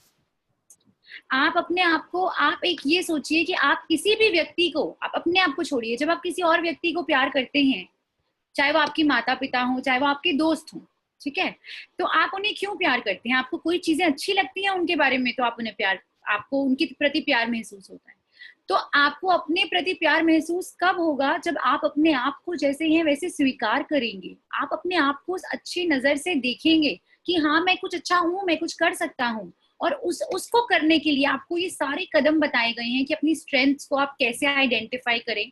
अपनी स्ट्रेंथ्स को देखिए, उस पर गौर कीजिए, नेगेटिव थिंकिंग मत रखिए।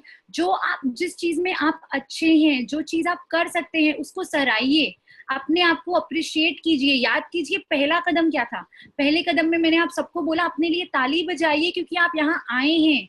ये छोटी बात है कि आपने अपना समय निकाला, आप यहाँ आए, आपने ये सेशन अटेंड किया और समझने की कोशिश करी कि पहचान किस प्रकार से होती है, बनती है और निखरती है। छोटी बात नहीं है। तो अगर हम अपने जीवन में छोटी छोटी चीजें जो हम करते हैं, हम अपने आप को, जैसे मैंने आपको पहले भी ये चीज बताई थी कि हमारा क्या रहता है कि हम जो भी नेगेटिव करते हैं ना, उसको तो हम तुरंत पकड़ के अपने आप को क्रिटिसाइज करने बैठ जाते हैं, हम बहुत बुरे हैं, हमसे कुछ नहीं होगा।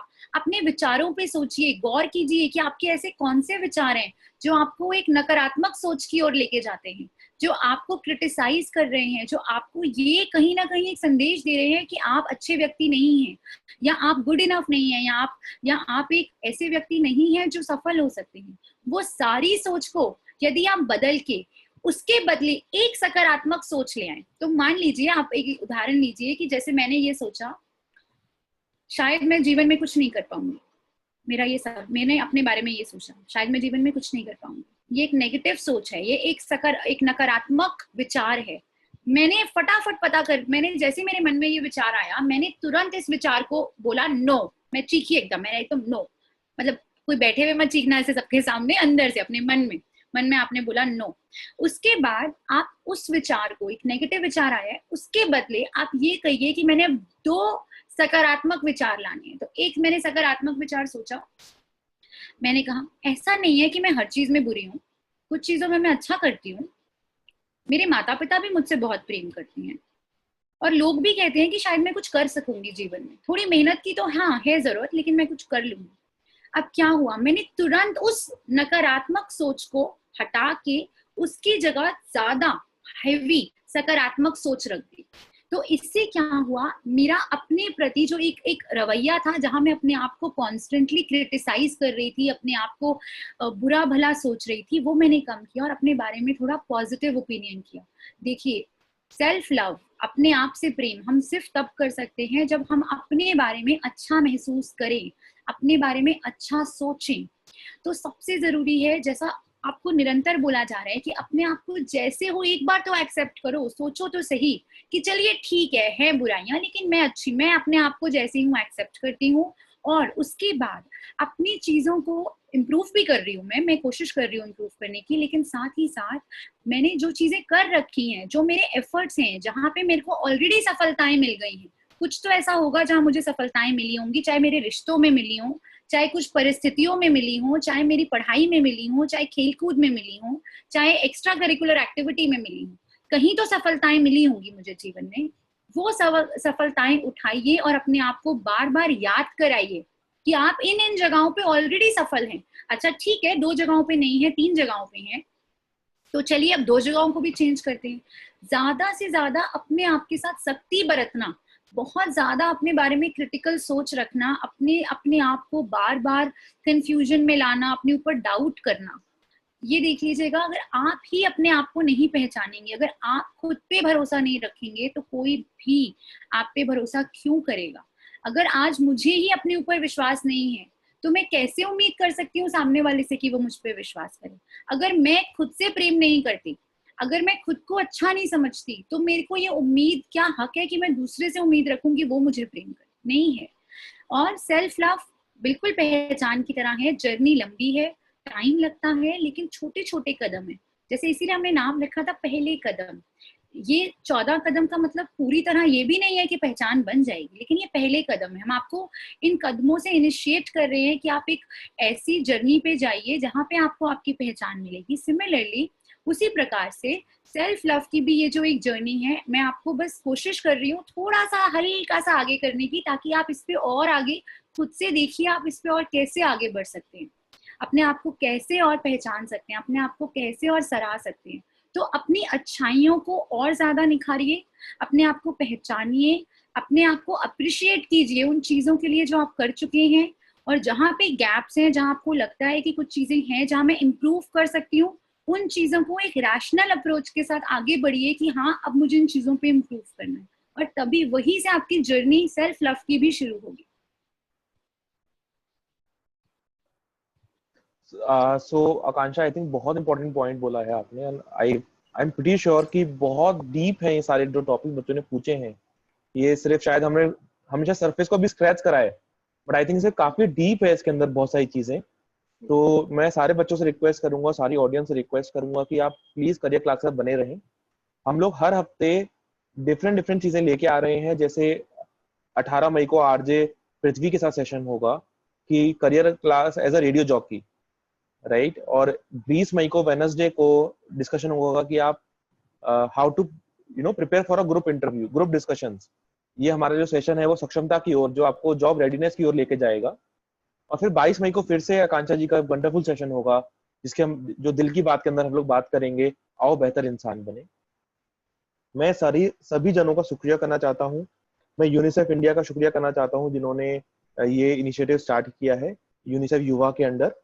मैं राज करियर पोर्टल से आए हुए सभी हमारे ऑडियंस का, सभी दर्शकों का धन्यवाद करना चाहता हूँ। सभी छात्रों छात्राओं का, सभी अध्यापकों का धन्यवाद करना चाहता हूँ, जो यहाँ पे आए और इन्होंने सेशन अटेंड किया।